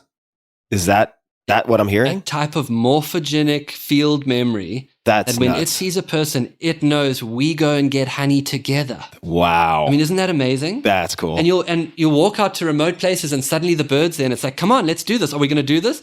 And it almost appears to get disappointed if you're like, I'm not going to go and rob the beehive now. Wow. So anyway, like was having I was around with this idea and I was like, the bees are really fascinating. And then I started reading up on them, and it's this incredible creature, right? They pollinate millions of flowers. They're one of the biggest contributors from the insect world to the economy, honey sales. They can feel electromagnetic fields. They will disappear if a storm is brewing. And then as you watch the hive itself, this incredible kind of algorithmic intelligence whereby a single bee, an individual bee, responds to localized stimuli, doing what it knows to do.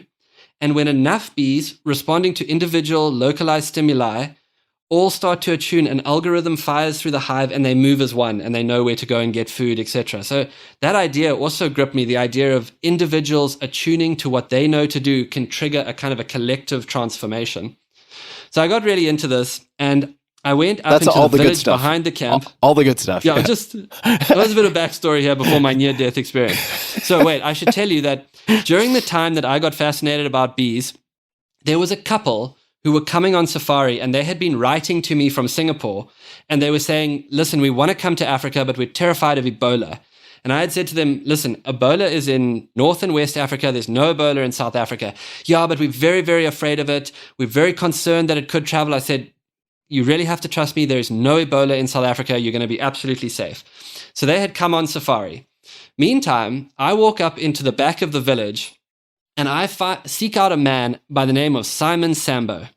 Simon Sambo. Great and Simon name. Sambo had, himself has a mellifluous voice, very soft, lilting voice. And Simon Sambo is the village beekeeper. So I say to him, Simon, I've got really interested in bees and I know that you have some hives and I would love to come and experience your beekeeping.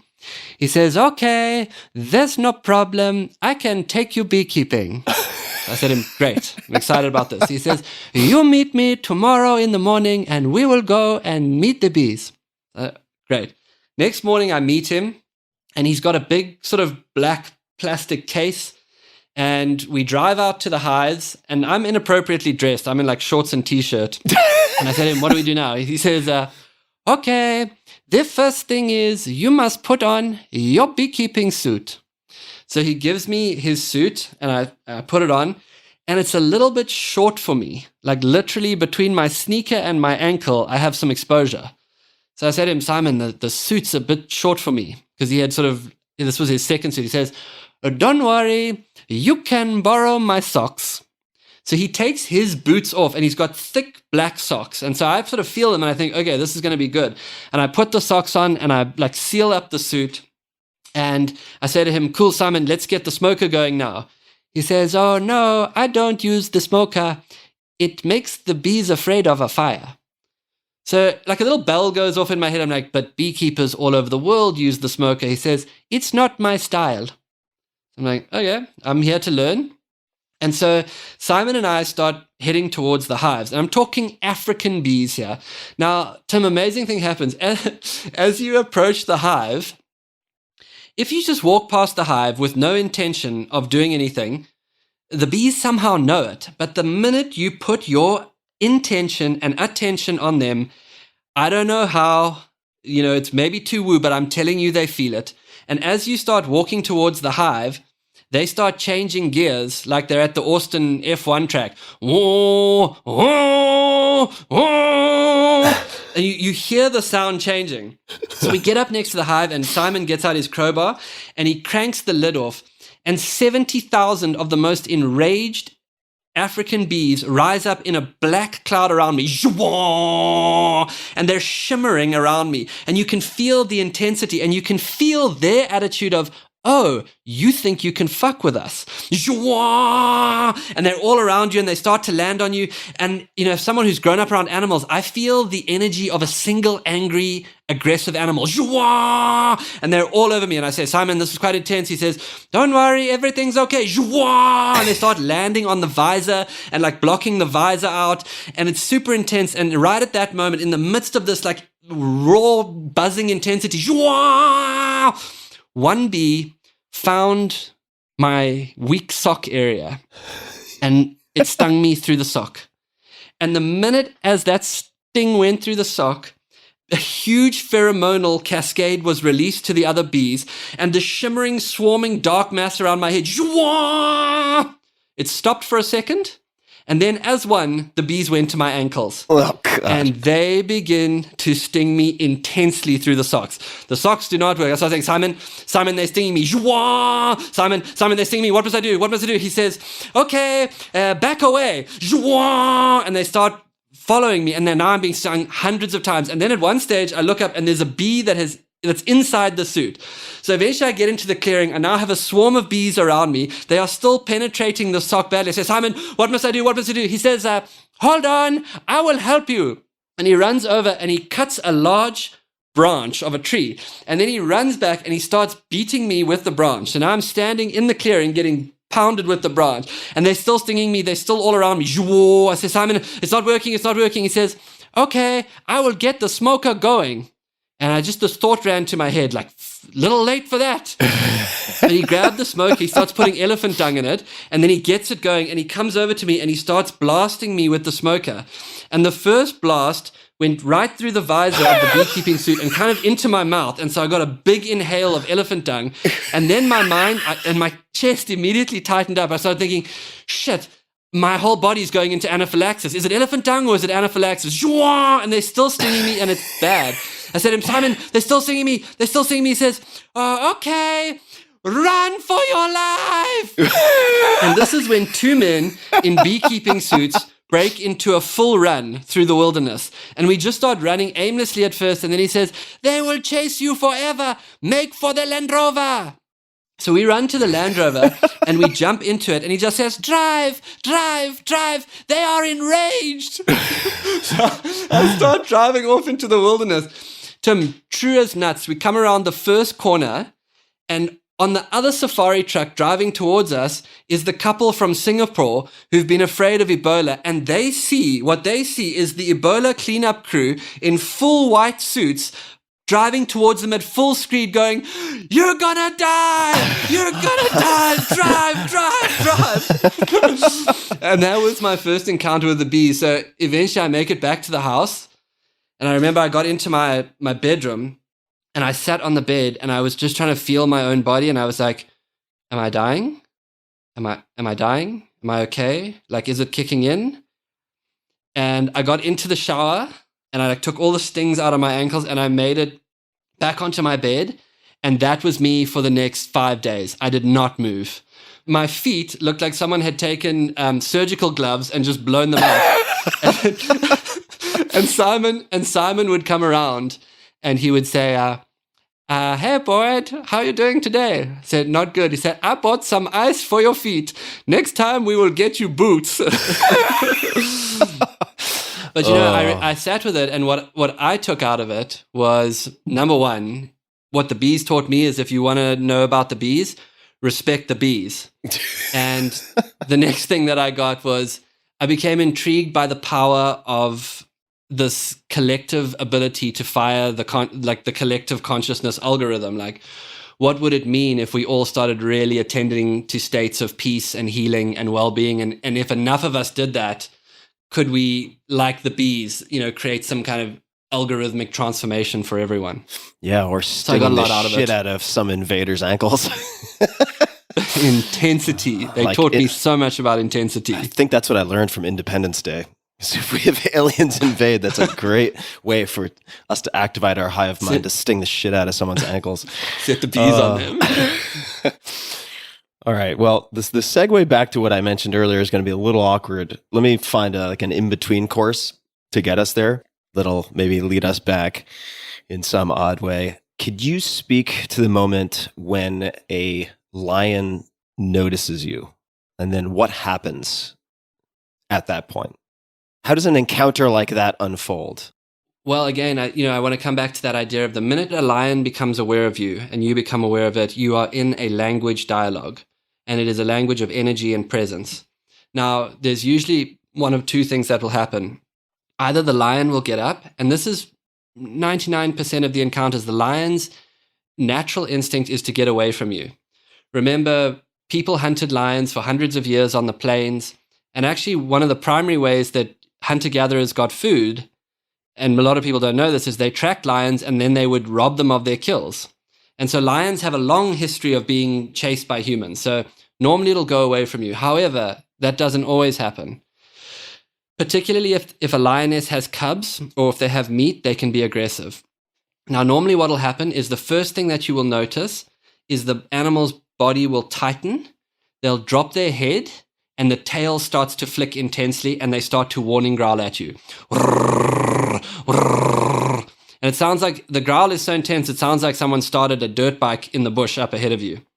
And then, if it's a lioness and she's got cubs, she'll stand up, and still with her head low and her ears back and the tail lashing, she slowly starts to walk towards you. And she fixes you with a gaze of utter intensity. And the minute she has you in that gaze, your only option is you have to stand your ground and you have to communicate an intense presence back to her. So when that happens to me, if I feel myself starting to come into an encounter where we're going to have a more aggressive, energetic conversation with each other. And may I just interject for 1 second to say, when you don't have clients, true or false, you guys will often go out with just walking sticks. Yeah, no rifles without clients. Okay, please continue. So we what we most believe in is being in this dialogue.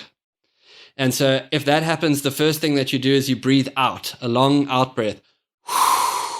Because everything in your system is starting to jack up, because the feeling of it is like you can feel your whole system flush with adrenaline. So you breathe out, you anchor yourself, and then you understand that lion is trying to communicate with you. She walks towards you intensely, and then she'll growl, and with that she charges. And then she runs at you at full speed, and it's so fast, snarling, full gums revealed, teeth revealed, and she comes in, and then you stand your ground and you look her directly in the eyes, and mostly what will happen is she'll stop some distance from you.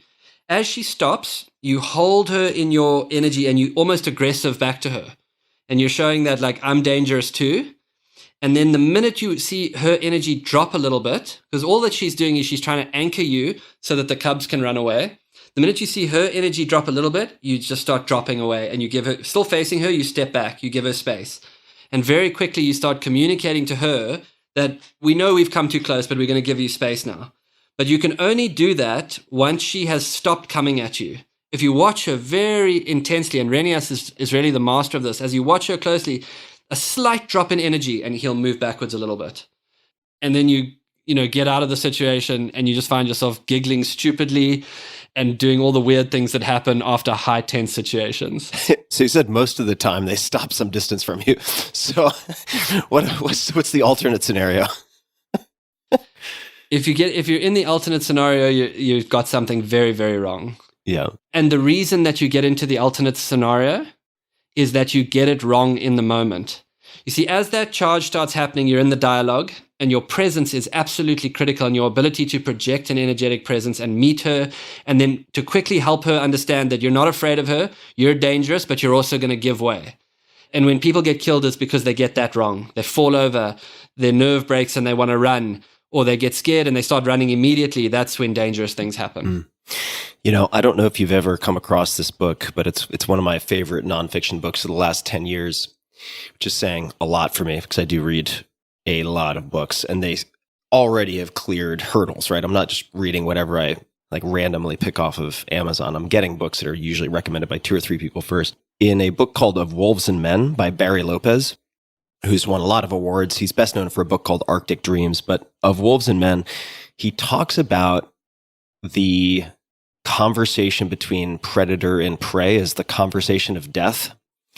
And he went out with field biologists and also with Inuit and Native Americans in North America at various points and observed different hunts and also heard stories from both groups about this conversation of death. So people listening might think, well, that doesn't make any sense. A lion is a predator. They can easily overtake you. Why wouldn't they attack you? But time and time again, the conversation of death wouldn't always end in death. Sometimes a perfectly capable, say, pack of wolves would pursue a caribou or an elk or something. And then at one point, the elk or the caribou do an about face, stand off with the wolves, and then they would just part ways. They'd just walk in opposite directions. And it seems to defy explanation, but it does happen. And I found that entire segment of the book, it comes up a number of times, but talking about the nuances in this conversation of death and how these animals interface, there seems to be some communication, and sometimes it ends in death, and other times it just ends in both parties deciding like, okay, another day. And then they just go in different directions. It's something I don't have any real understanding of, but I find endlessly fascinating. So it's something that you've had more firsthand experience with, I suppose. I mean, there's a knowledge out there that is, and if you actually talk to any people, biologists, the more time you spend in nature, the more you'll realize how little we know. There is subtlety and nuance, and there is things happening out there that is way beyond our understanding. Yeah. Yeah, there's another example. I think it's in Of Wolves and Men, but talking about how there are recorded instances of wolf packs that are being tracked, presumably with radio collars, but maybe with flyovers or something like that prior to the satellite collars, because this book was written in the 70s, that at some point, for no discernible cause, no stimuli that can be identified, will just pick up and all head off in a very precise direction in a more or less straight line. And then 4 days later, they intersect perfectly with a caribou herd that happens to be migrating, but started at roughly the same time, moving in a different direction. And the two vectors intersect. And it's like, okay, that seems interesting. I don't know how to explain that exactly, but these types of phenomena that get observed over and over again, and also, not to take us too far afield, but these so-called, and in some cases there are certainly mythologies, but mythologies about, for instance, in the case of some North American Indians, the collaboration between coyote and badger. So the joining forces of coyote and badger, which for a long time was thought to be this quaint fairy tale. And then during quarantine, this is now about a year and a half ago, there was some type of trail cam footage that was released that showed like a coyote playing with a badger like a dog would, like wagging its tail and jumping around, and then them leading off through a tunnel on basically a hunting party. There's just so much we don't know. It doesn't surprise me. Yeah. I mean, even just some of the stuff around orientation. You watch a female leopard walk 5 or 6 kilometers, leave her cub, walk 5 or 6 kilometers, then hunt in thick terrain, walking circles, moving in an irregular way, catch an impala, hoist it in a tree, and walk a direct line back to where her cub was, which by anyone's standards would just be an incredible piece of navigation. But she doesn't have a verbal mind or a rational mind, but somehow through all of that circuitous movement, she knows where she left the cub in a more instinctual way almost. Yeah. And then you find this in native people too, the capacity for homing, the ability, and I've seen it with trackers who've come down, SAM trackers who've come down from the Kalahari. They've come into the Kruger National Park, a terrain they've never been in. We've taken them into the Mapani. Mapani is like an eye-high scrub. And we've walked for a few hours in the Mapani. We have a GPS because we know how easy it is to get lost in there. And then afterwards, we've said to them, okay, take us back to the vehicle. We've got the GPS, and they walk on a beeline directly back to where we left the vehicle. Wow. And it's just like, what is that? Yeah, that's fascinating. It makes me wonder, and I think this might actually be demonstrated, if we have some magnetic homing capability or navigational ability similar to hammerhead sharks. There's footage people can find of marine biologists studying hammerhead sharks, where the baby hammerhead sharks in a aquarium, basically, and they have top-down footage of how the movement changes if they rearrange magnets underneath the encasement. So many unanswered questions, which is very exciting to me, obviously, because if everything were discovered, that would be quite depressing in and of itself. Let's come back to these traumatic events in your early 20s, 18 to 20s, and then what followed after that. How did your healing path, and this might seem like a strange way to lead in, but differ from those of your mom and sister, right? Because they were also presumably traumatized by the home invasion. If you're open to speaking to it, and you could just speak to your own personal experience, but I'm curious how different people have approached finding some degree of closure, resolution, healing after an experience like that. Well, I think for one thing, there was a masculine feminine component to that. They did a lot more post-traumatic counseling at the time. And I wasn't open to that. I thought, the way that I'd grown up, I thought like, I'm just going to get on with it and move forward, which is, a naive approach, to say the least. And then there was also a challenge that I had where in the masculine, it was harder just to process feelings. What I needed was a path that I felt was taking me somewhere. And so where that really took root for me is when I started to understand that if I was willing to look at how I had become frozen, if I was willing to look at how I was anxious and depressed as a result of that, and how that kind of shut me out from living, if I was able to start living towards that, it actually gave me a kind of map out of trauma. Someone trauma healed becomes a kind of medicine. And so it was only really when I started to understand that there was value to this just beyond myself. And in fact, if I became someone who learned how to be in a transformational process and learned how to heal, it was actually taking me towards what I was meant to do in some very important way. And somehow that structure of meaning had to take root in me before I was really able to dive into healing spaces and be open to that type of work. It was different for my mother and sister. They were able to, in a more feminine way, allow that process earlier. For me, there had to be a structure of meaning that allowed me to engage in healing and be soft enough and to learn to soften and to learn to open and to learn to let myself actually feel what was there and the fear that was there and the uncertainty that was there, and also a feeling that I didn't know what I really wanted to do. I had a family legacy in conservation. I had a safari business that I could come into, but I didn't want to just run safaris. I knew there was something else for me, and I had to go on that journey to find out what that was.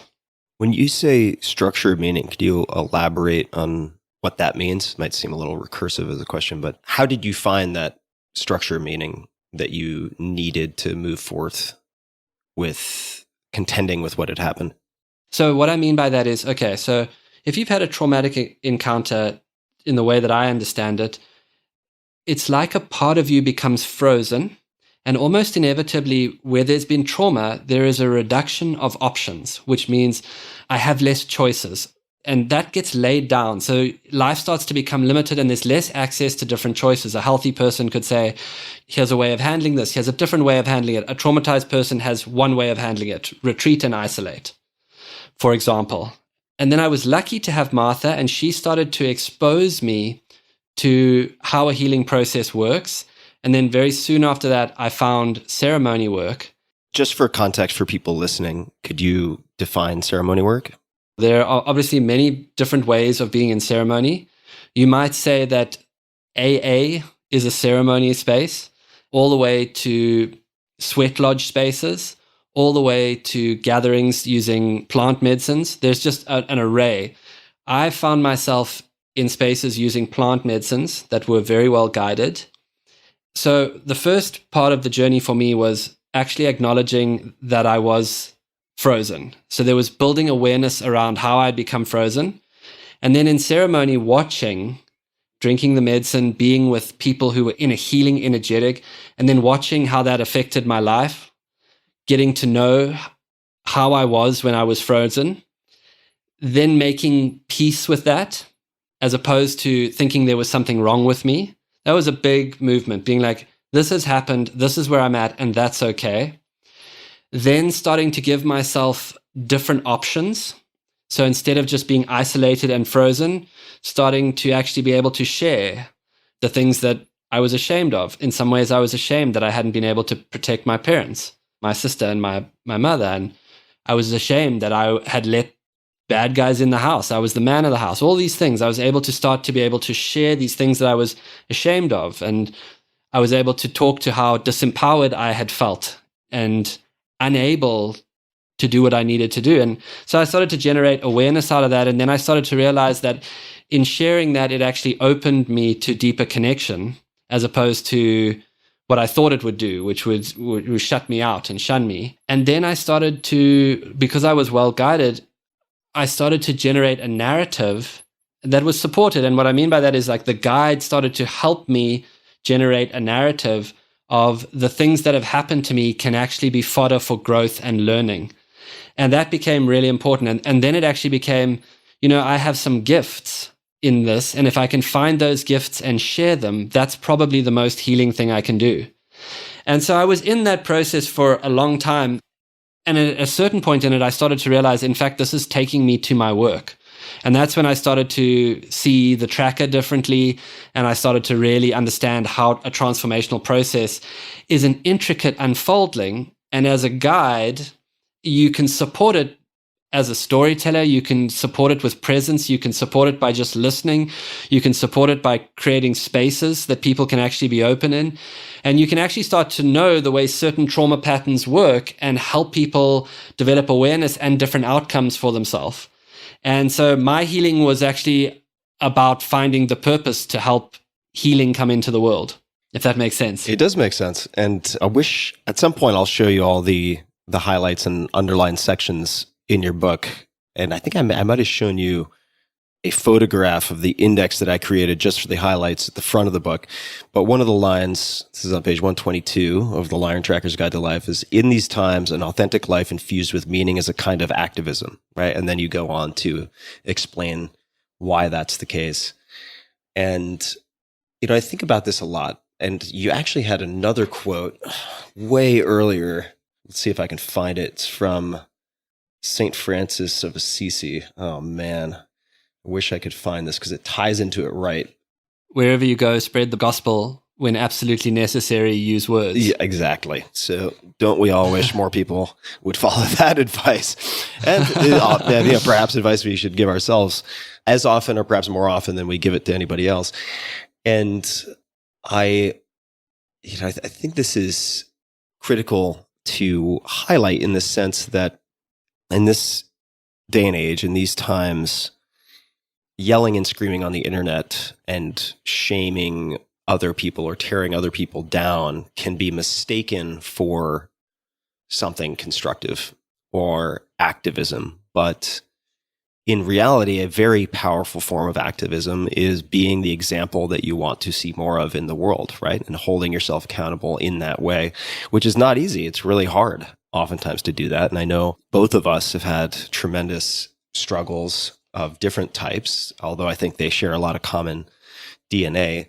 And, a lot of this seems to come down to stress testing beliefs, if that makes sense. If a component of yourself, kind of along the lines of IFS or internal family systems, if people are interested in that, they can certainly look that up. I did an interview with Richard Swartz, the founder. But if a component of your personality or psyche is kind of frozen in time, and compartmentalized. And when you are put in circumstances that activate that part of yourself, you get tunnel vision with options. And maybe you have one option, or maybe you have two options. You can often reduce that down to a belief, right? A statement of some type. And I'm bringing this up because I would love to hear how Byron Katie's workshops have been helpful or not helpful for you, because I know this is something we've spoken about. And if they have been helpful, what specific worksheets have been helpful for you? Can I talk for a moment to the activism thing and then come back to Byron Katie? You are allowed, sir. The stage is yours. One thing on the activism thing, and I would say it like this, and Tim, you've been on a healing journey. What I notice is that a person who heals has a natural inclination to want to be of service. And especially if you've had people who've supported you along the way, and that's not to say that I think I know how you should heal, but there's just this desire as someone who heals to support the healing impulse and be there. And you know that there were moments in your own journey that were very powerful for you, and it's almost just like innate when you get in touch with that to want to do that for other people and support that. The way that I think about this is, if you can give yourself a transformational process and you go on a journey to discover, I would call it the track of your life, the place where you feel whole, where you feel like you're expressing your essence into the world, the place where you feel just at peace and in tune with yourself. And it takes time to get to that. And it seems to me that at a certain point in every lifetime, we get asked, like, what's it about? And it seems to me it's about that, coming to that place in yourself. But there are some characteristics of people who I see who deeply find that place. For one, they become inclined towards simplicity. They don't want a lot of things. A feeling of enough comes into them, and both like, I am enough and I have enough. And they stop wanting to consume more things to feel okay. There's a natural desire towards service. There seems to be this like inclination that takes them to be pulled into nature. There's a desire to be creative and support other people. And that's what I mean, is that inside of every healing journey, and when someone goes on that journey and finds a deeper place of peace, and it's a continuous journey, but it seems to me that those things take root, and that seems to be very important for the restoration movement.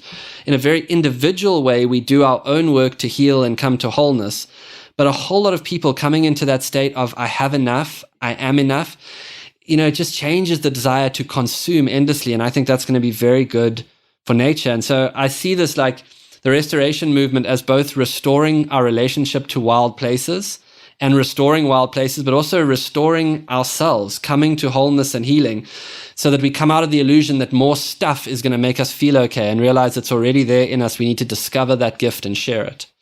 So that's a little talk on, how people who discover that just become embodied activists. And then Byron Katie's work, I cannot say enough about, and I know you've had a lot of people on the show who have brought her up, but there is nothing more profound than being able to identify thoughts that are causing you stress and then have a system to question them. And on a certain point on a journey, they become absolutely critical, because if you are getting touch with this place inside yourself and it's curious and it knows sort of what it wants to do, and you feel drawn to a different way of living, inevitably a number of ideas will come in as to why that's not possible.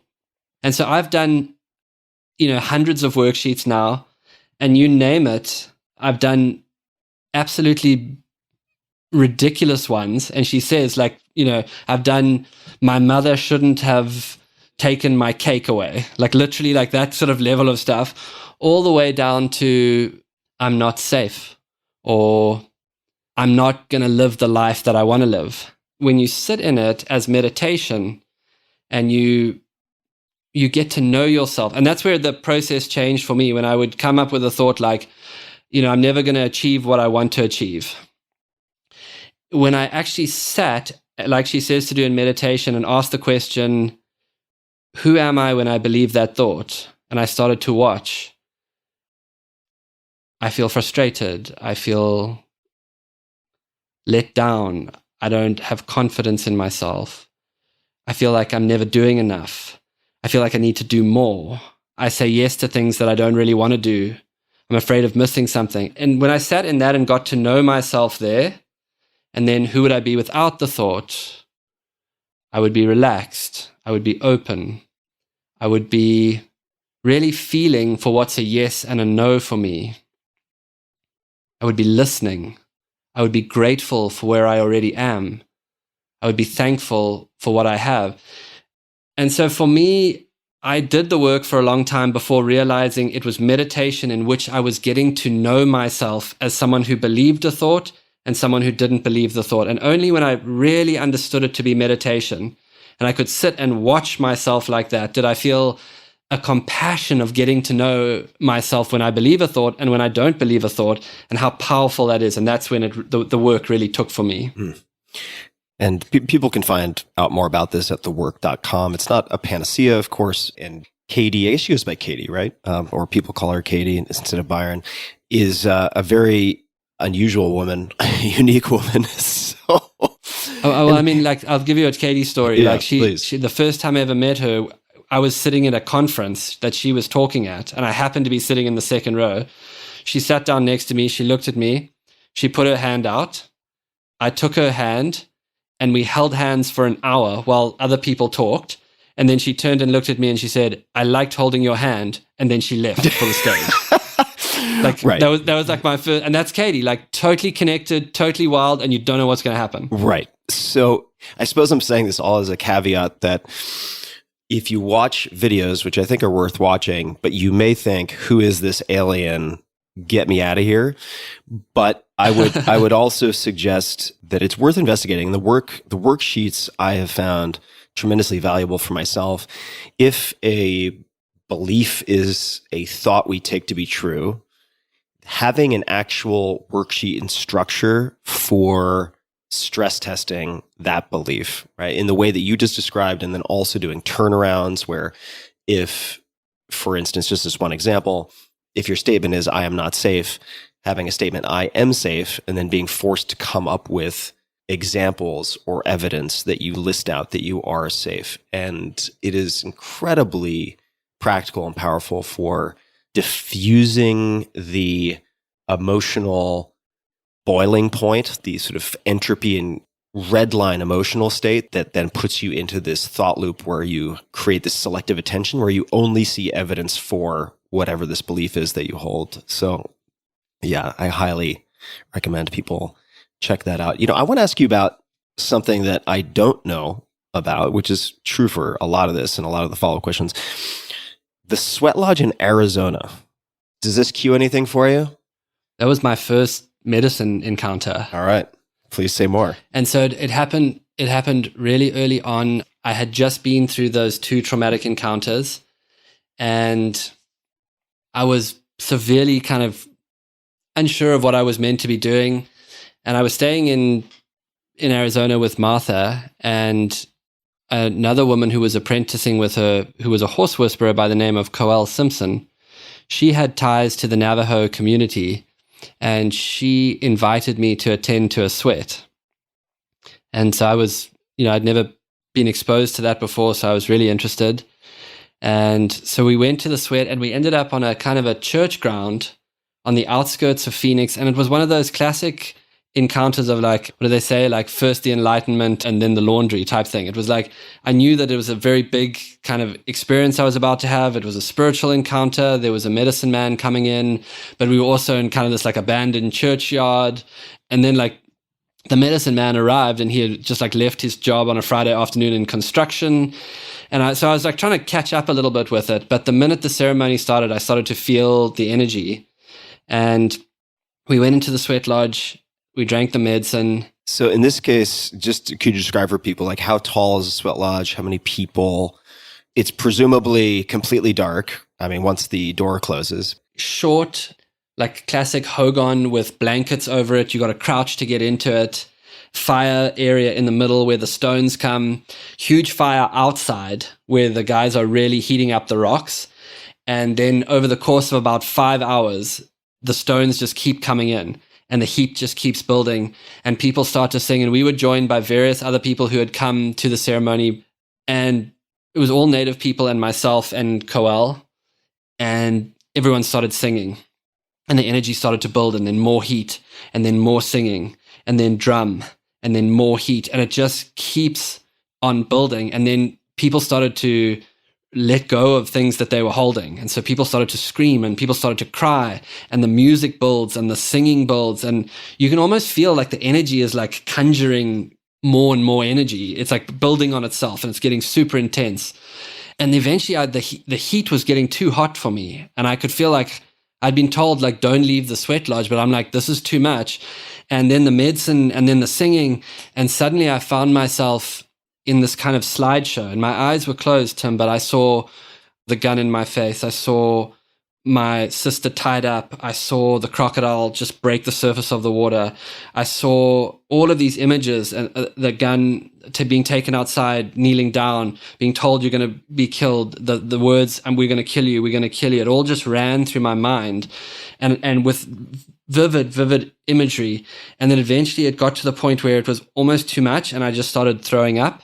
And as I started throwing up, the entire imagery changed.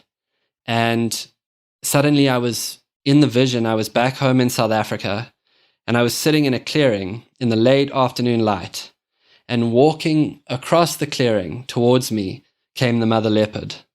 And she walked through the short grass, and she walked directly up to me in the vision, and she just bumped me as she walked past me.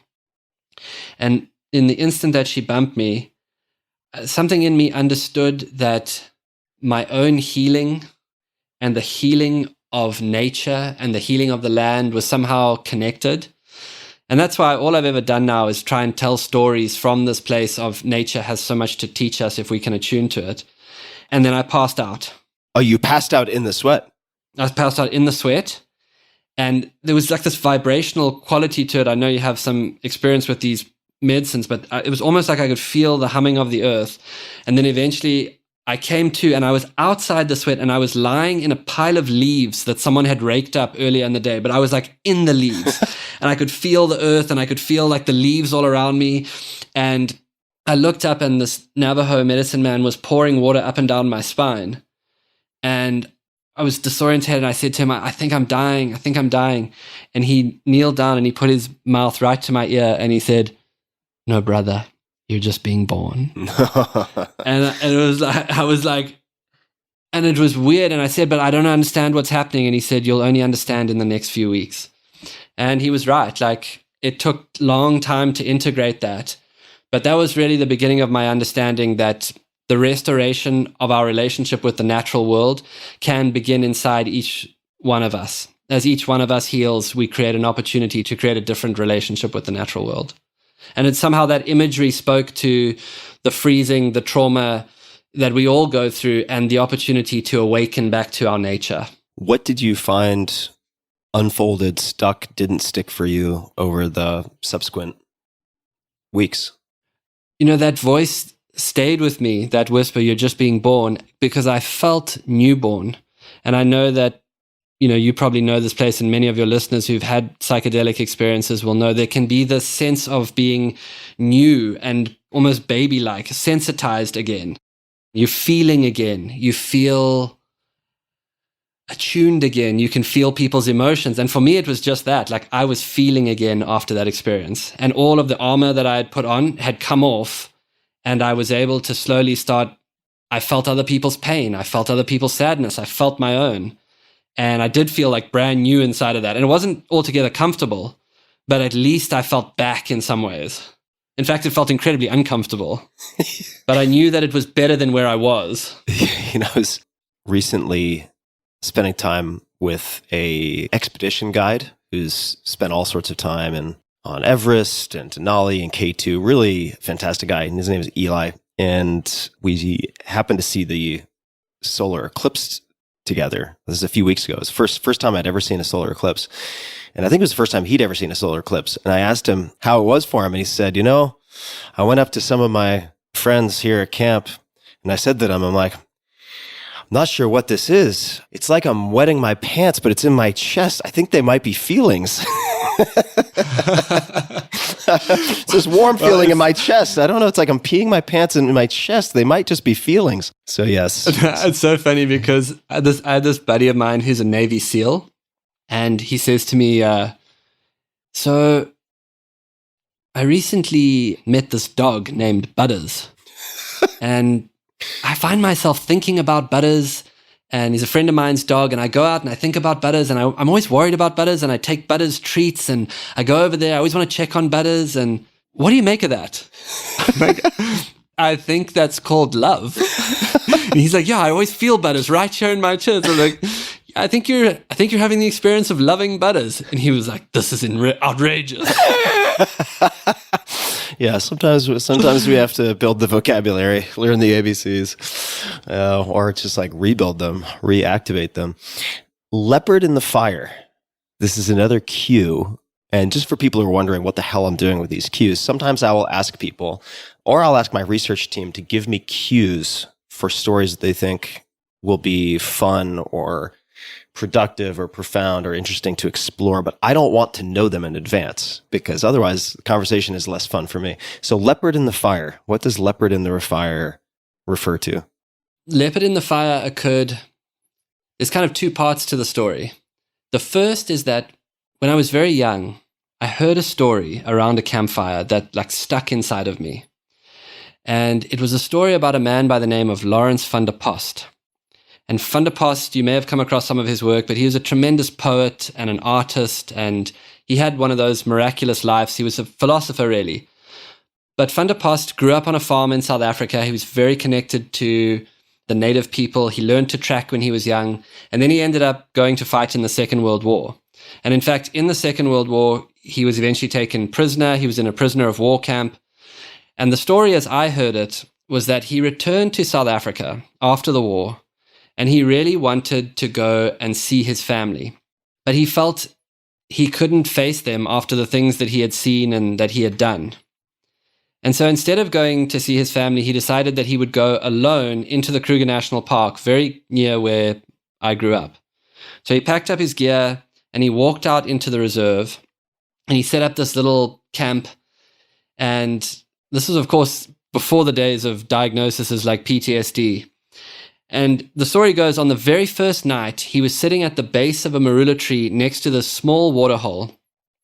And I can imagine after the war, the stillness he must have felt. And somewhere nearby, a hyena started calling, woo, woo. And then a nightjar would have called somewhere, dear Lord, deliver us. And I think of him sitting there in that stillness after the war. And on the other side of the waterhole, a kudu started to come towards the waterhole to drink. And a kudu is like a large antelope? Oh, this beautiful, regal animal, and it moves with this incredible elegance. And the kudu walked to the edge of the waterhole, and then with these huge ears, its ears listened, and you can actually see the ears moving like satellite dishes as they listen. And it scanned the terrain all around, and then very slowly it put its lips down and it started to drink. And just as it started to drink, a breeze touched Van der Post's back, and it blew his scent over the waterhole and straight into the nostrils of the kudu. And it put its head up and it looked directly at him. And for a moment, their eyes met. And Van der Post said that in that moment, in the stillness of that gaze, he felt a kind of innocence come back into him after all he had seen and all he had done in the war. And instantly in that moment, he knew he was able to go and see his family again. Wow. And as a young kid, I think I was maybe 8 or 9 when I was sitting around the fire and I first heard the story, and I didn't even know why, but it had struck something in me. And years later, after the crocodile, Solly and I had been sitting around the fire. We'd been talking a lot. And I was recovering, and that the experience of being attacked by the crocodile was profound because really it had brought me closer to Solly, and I had learned so much about how he saw the world, and his worldview was starting to come into me, a more relational way of relating to nature and to other people. But still, I felt myself incredibly anxious and frozen. I literally felt like I had this shake in my body, and I couldn't get it out. Like I would look at my hand and my hand would be shaking. I would wake up at night. I had pretty severe PTSD. And into the teeth of this, a fire broke out on the reserve. And I don't know if you've ever been in a big bushfire, but the first thing you notice about a bushfire is just I have not. is the intensity of the sound. It sounds like it hisses and crackles up ahead of you. The smoke drifts across the sun and it bathes everything in this eerie orange light. And then insects that are escaping the blaze start flying up. And what you get is an aura of hawks and eagles hawking insects out the sky. You feel the ground start to shake if you go out to fight it, and you look to your right, and out of the smoke comes a rhino. And it books past you. Snakes escaping the fire are coming past you. And in this instant, Tim, with PTSD, I was highly activated. And we fought that fire for 3 days. And then eventually, on the eve of the third day, the fire had burned through. And the crews were still fighting it, but I had become isolated from them. I was about a mile or two away from them. And I was in an area that the fire had already burned through. And night was starting to fall, and I could see the crews on the horizon in the distance, and I could still see the fire was lighting the sky in this big orange blaze. And in fact, the area that I was in, the smoke was still hanging on the ground all around me. And in the darkness to my right, I heard a sound like someone cutting a 2x4. Ooh, ooh, ooh. And immediately I knew that there was a leopard in the darkness to the right of me. And so I turned to look, and walking out of the darkness into the faint light that the fire was throwing came this male leopard. And he was walking directly towards me, which is extremely, one, it was strange that he was in an area where there'd been a fire, and two, it was strange that he was walking directly towards me. And when I saw him, and I looked at him, and he became aware that I was aware of him, no aggression came into his body. He didn't drop his head, he didn't tighten his shoulders. He just continued to walk towards me. And I, in fact, dropped down onto my haunches. And part of what I wanted to do is, he wasn't being aggressive, so I dropped down because I wanted to give myself the space to escalate. If he became aggressive, I would stand up. And if he became more aggressive, I could put my arms up. I was giving myself room to create more energy. And he continued to move towards me. And as I watched him, he was walking through the smoke, and the smoke was almost dancing around him. And his eyes were lit by the fire on the horizon. And his whole coat, that beautiful rosetted coat, was bathed in this beautiful deep orange light from the fire. And he continued to come towards me. And as he walked towards me, I felt this very ancient primal energy wake up inside of me. And then he stopped when he was about 10 yards away. And he was so close to me that I could hear him breathing. And what it felt like to me is that in that moment, it was as if I could feel his body in my body.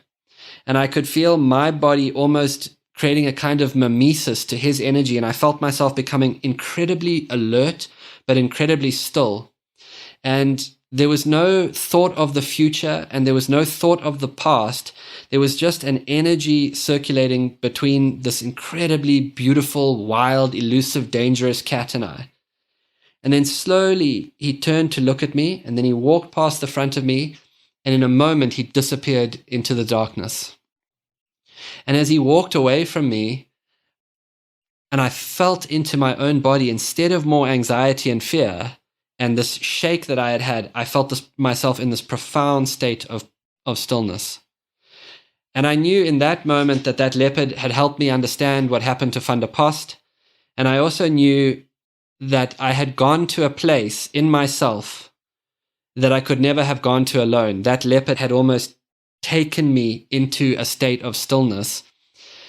And if I think about that Ubuntu consciousness, that relational consciousness, what Solly taught me was that the Ubuntu consciousness is activated through action.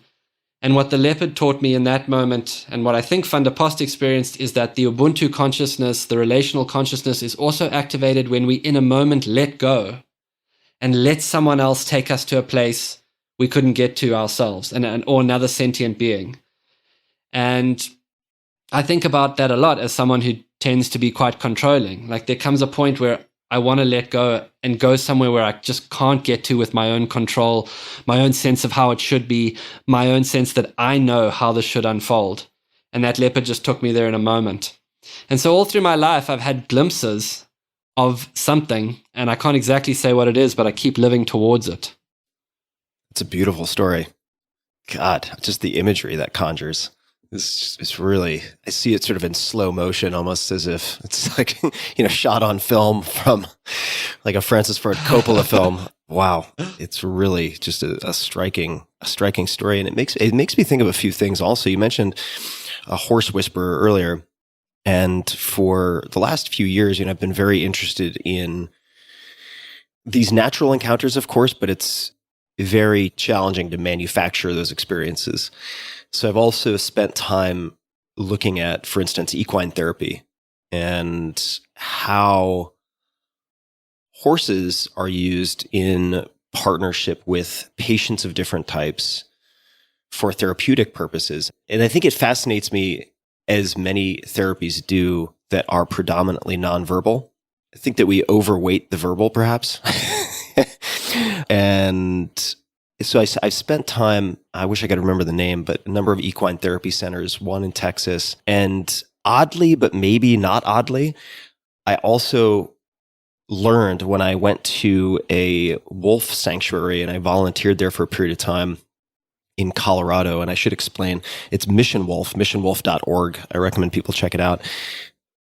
In the middle of nowhere in Colorado. And they are, effectively a place of sanctuary for wolves or wolf dogs that cannot be released into the wild, right? So they're not captive wolves per se. They're wolves or wolf dogs often who were raised in captivity under terrible, atrocious circumstances, and then somehow made their way to Mission Wolf. There are other examples. And there are also kind of second generation or third generation wolves who are very much wild, right? Like Arctic wolves. And I mean, they're all effectively gray wolves, but come from different areas and therefore have different coats. And they're in really large enclosures, like multi-acre enclosures.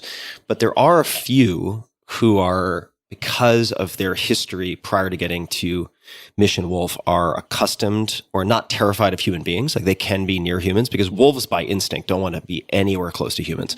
And if they bark, it's usually a fear response, like a fear bark. They're not like dogs at all in that respect. And if they bark, I mean, they'll stay as far away from you as possible on the opposite side of an enclosure. But when groups come through, say school groups or visitors, and they have a limited capacity for visitors, which is why I volunteered. But when they come in, there's an opportunity in some instances to meet the ambassador wolves. So you're let into an enclosure, and then they let a number of these ambassador wolves in. And I heard repeatedly stories of these wolves going directly to whoever was most internal in a group, whoever was most closed off in a group, whether that be a child with autism or a veteran with PTSD, and would go right up to them and look straight into their eyes. And I heard this story repeatedly from multiple staff members. And much like Vanderpost and your experience, but in this case with a wolf sort of staring directly into the soul of this animal, and more importantly, maybe the animal staring directly into you, many of those people reporting that it was the first time they really truly felt seen. And I just feel like there's so much beauty and value in that. It's something so worthy of exploration. And it's fascinating that it can occur not just from another human, not just from a prey animal like a kudu, but also from a predator. Or a leopard for that matter. I mean, it's so deeply interesting and begets so many questions.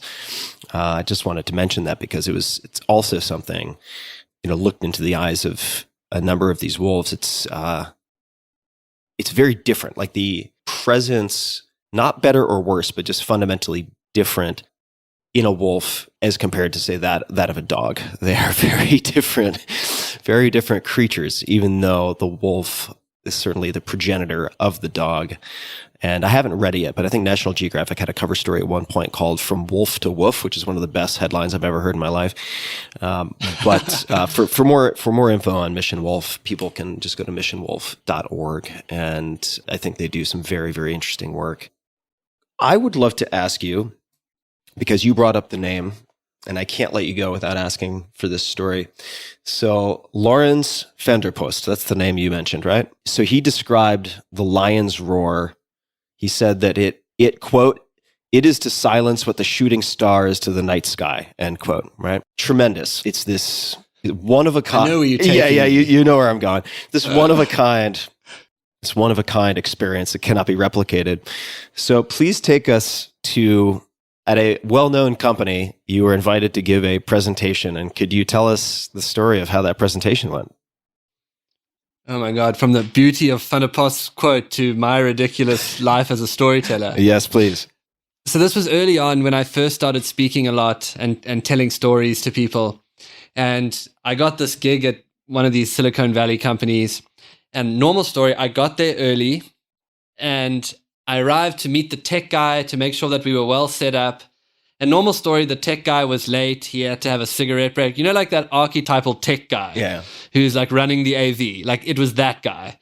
And so eventually I said to him, like, listen, man, like I just really want to run through my slides. Like I want to make sure that we're all good and everything. He's like, listen, I need to upload the system so that we can stream to the whole company. I'll get to you in a second, but we're all good. I'm like, dude, I need to like get some reps. Like classic. Like I want to be well prepared.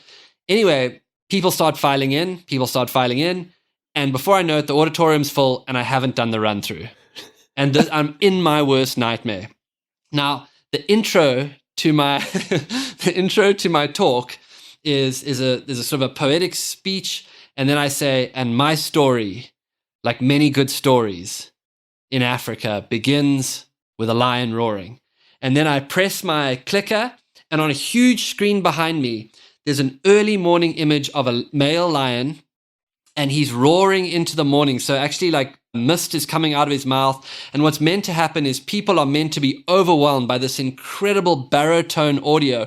Ooh, ooh. And it's meant to put them right in the moment. And of course, the lion is doing the action of roaring, which is a bit of a convulsion, but there's no sound. So you're in the middle of the presentation, you press click and no sound. Just a convulsing, silent lion. And it was at this point, and it dawned on me, like slow enough for it to be truly painful, that I realized I was about to roar at a group of executives. And I grabbed the lapel mic and I held it close to my mouth, and then I synced up my roar with the lion. Whoa! Whoa! And the problem with the damn clip is it went on for a long time. Whoa! Whoa! And then when a lion winds down, he goes, whoa! And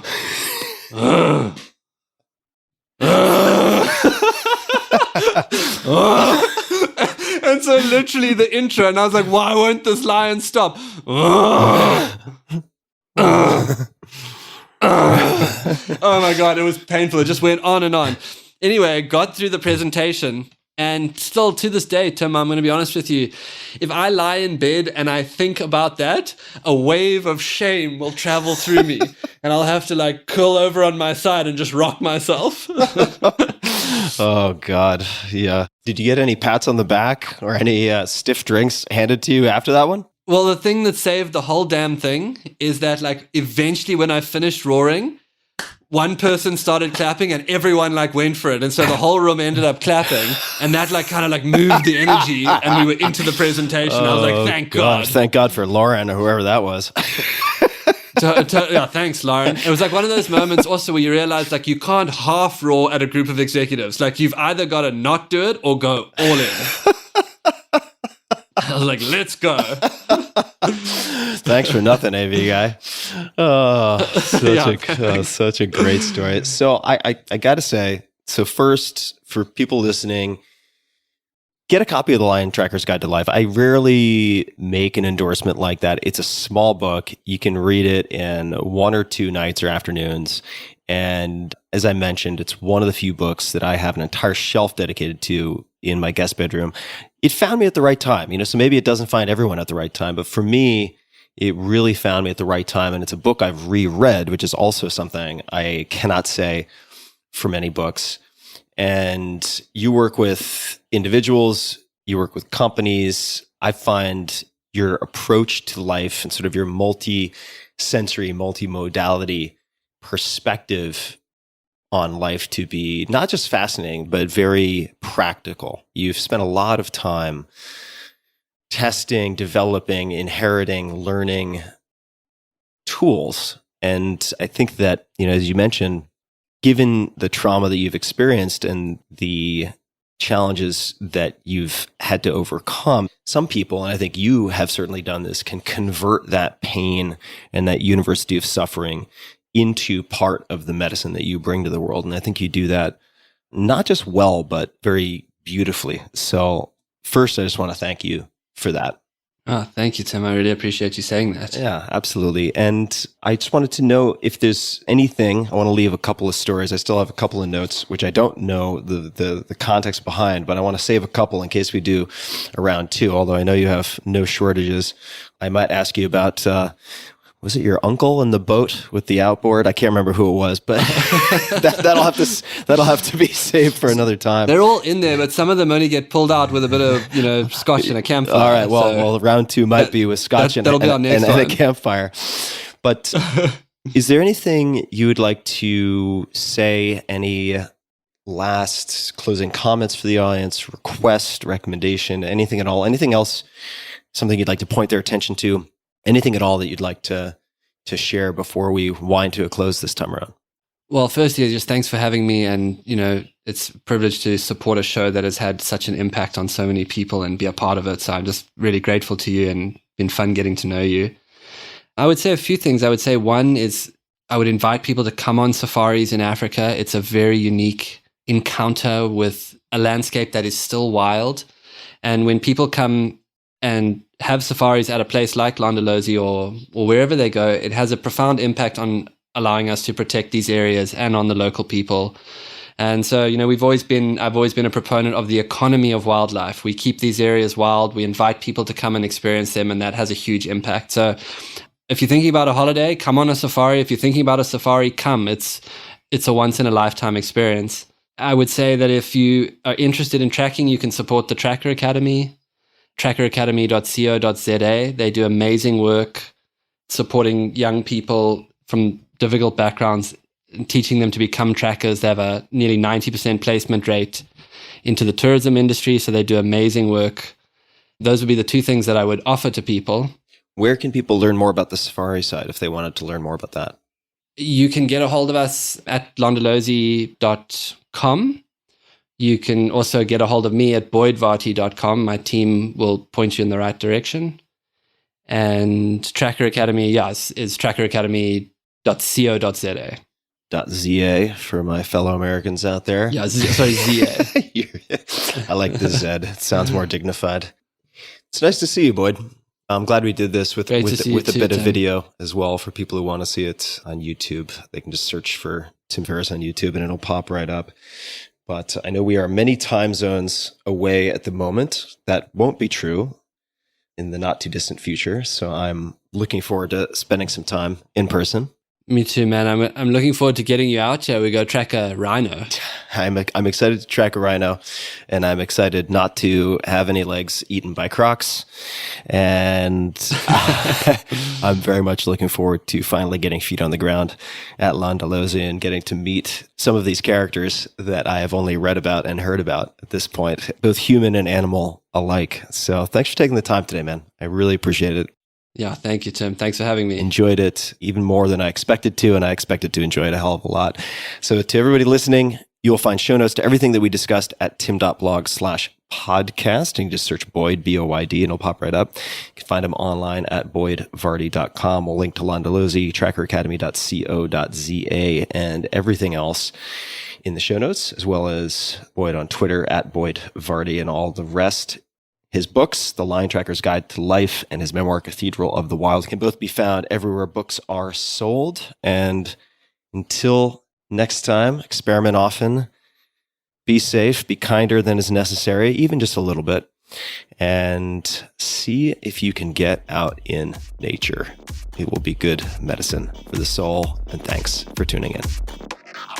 Hey guys, this is Tim again. Just one more thing before you take off, and that is 5 Bullet Friday. Would you enjoy getting a short email from me every Friday that provides a little fun before the weekend? Between 1.5 and 2 million people subscribe to my free newsletter, my super short newsletter called 5 Bullet Friday. Easy to sign up, easy to cancel.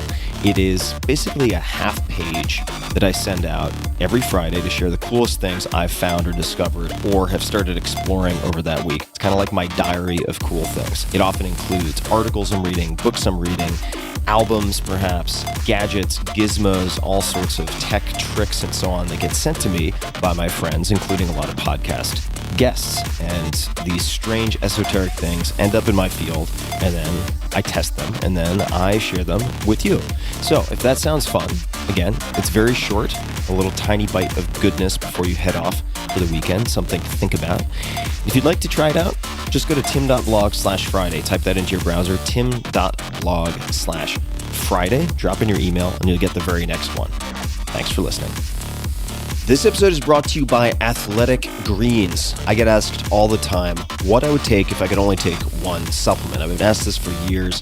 The answer is invariably AG1 by Athletic Greens. I view it as all-in-one nutritional insurance, so you can cover your bases. If you're traveling, if you're just busy, if you're not sure if your meals are where they should be, it covers your bases. I've recommended it since the 4-Hour Body, which was, eons ago, 2010, and I did not get paid to do so. With approximately 75 vitamins, minerals, and whole food sourced ingredients, you'll be hard-pressed to find a more nutrient-dense formula on the market. It has a multivitamin, multi-mineral greens complex, probiotics and prebiotics for gut health, an immunity formula, digestive enzymes, and adaptogens. You get the idea. It is very, very comprehensive. And I do my best, of course, to focus on nutrient-dense, proper meals, but sometimes you're busy, sometimes you're traveling, sometimes you just want to make sure that you are getting what you need. AG1 makes it easy to get a lot of nutrition when whole foods aren't readily available. It's also NSF certified for sport, making it safe for competitive athletes, as what's on the label is in the powder. It's the ultimate all-in-one nutritional supplement bundle in one easy scoop. Right now, Athletic Greens is giving my audience a special offer on top of their all-in-one formula, which is a free vitamin D supplement and 5 free travel packs with your first subscription purchase. Many of us are deficient in vitamin D. I found that true for myself, which is usually produced in our bodies from sun exposure. So, adding a vitamin D supplement to your daily routine is a great option for additional immune support. Support your immunity, gut health, and energy by visiting athleticgreens.com/Tim. You'll receive up to a year's supply of vitamin D and 5 free travel packs with your subscription. Again, that's athleticgreens.com/Tim. This podcast episode is brought to you by Helix Sleep. Sleep is super important to me. In the last few years, I've come to conclude it is the end-all be-all, that all good things, good mood, good performance, good everything seem to stem from good sleep. So I've tried a lot to optimize it. I've tried pills and potions, all sorts of different mattresses, you name it. And for the last few years, I've been sleeping on a Helix Midnight Luxe mattress. I also have one in the guest bedroom, and feedback from friends has always been fantastic. It's something that they comment on. Helix Sleep has a quiz, takes about 2 minutes to complete, that matches your body type and sleep preferences to the perfect mattress for you. With Helix, there's a specific mattress for each and every body. That is your body, also your taste. So let's say you sleep on your side and like a super soft bed. No problem. Or if you're a back sleeper who likes a mattress that's as firm as a rock, they've got a mattress for you too. Helix was selected as the #1 best overall mattress pick of 2020 by GQ Magazine, Wired, Apartment Therapy, and many others. Just go to helixsleep.com/Tim, take their 2-minute sleep quiz, and they'll match you to a customized mattress that will give you the best sleep of your life. They have a 10-year warranty, and you get to try it out for 100 nights risk-free. They'll even pick it up from you if you don't love it. And now, my dear listeners, Helix is offering up to $200 off of all mattress orders and 2 free pillows at helixsleep.com/Tim. These are not cheap pillows either, so getting 2 for free is an upgraded deal. So that's up to $200 off and 2 free pillows at helixsleep.com/Tim. That's Helix, HELIX, sleep.com/Tim for up to $200 off.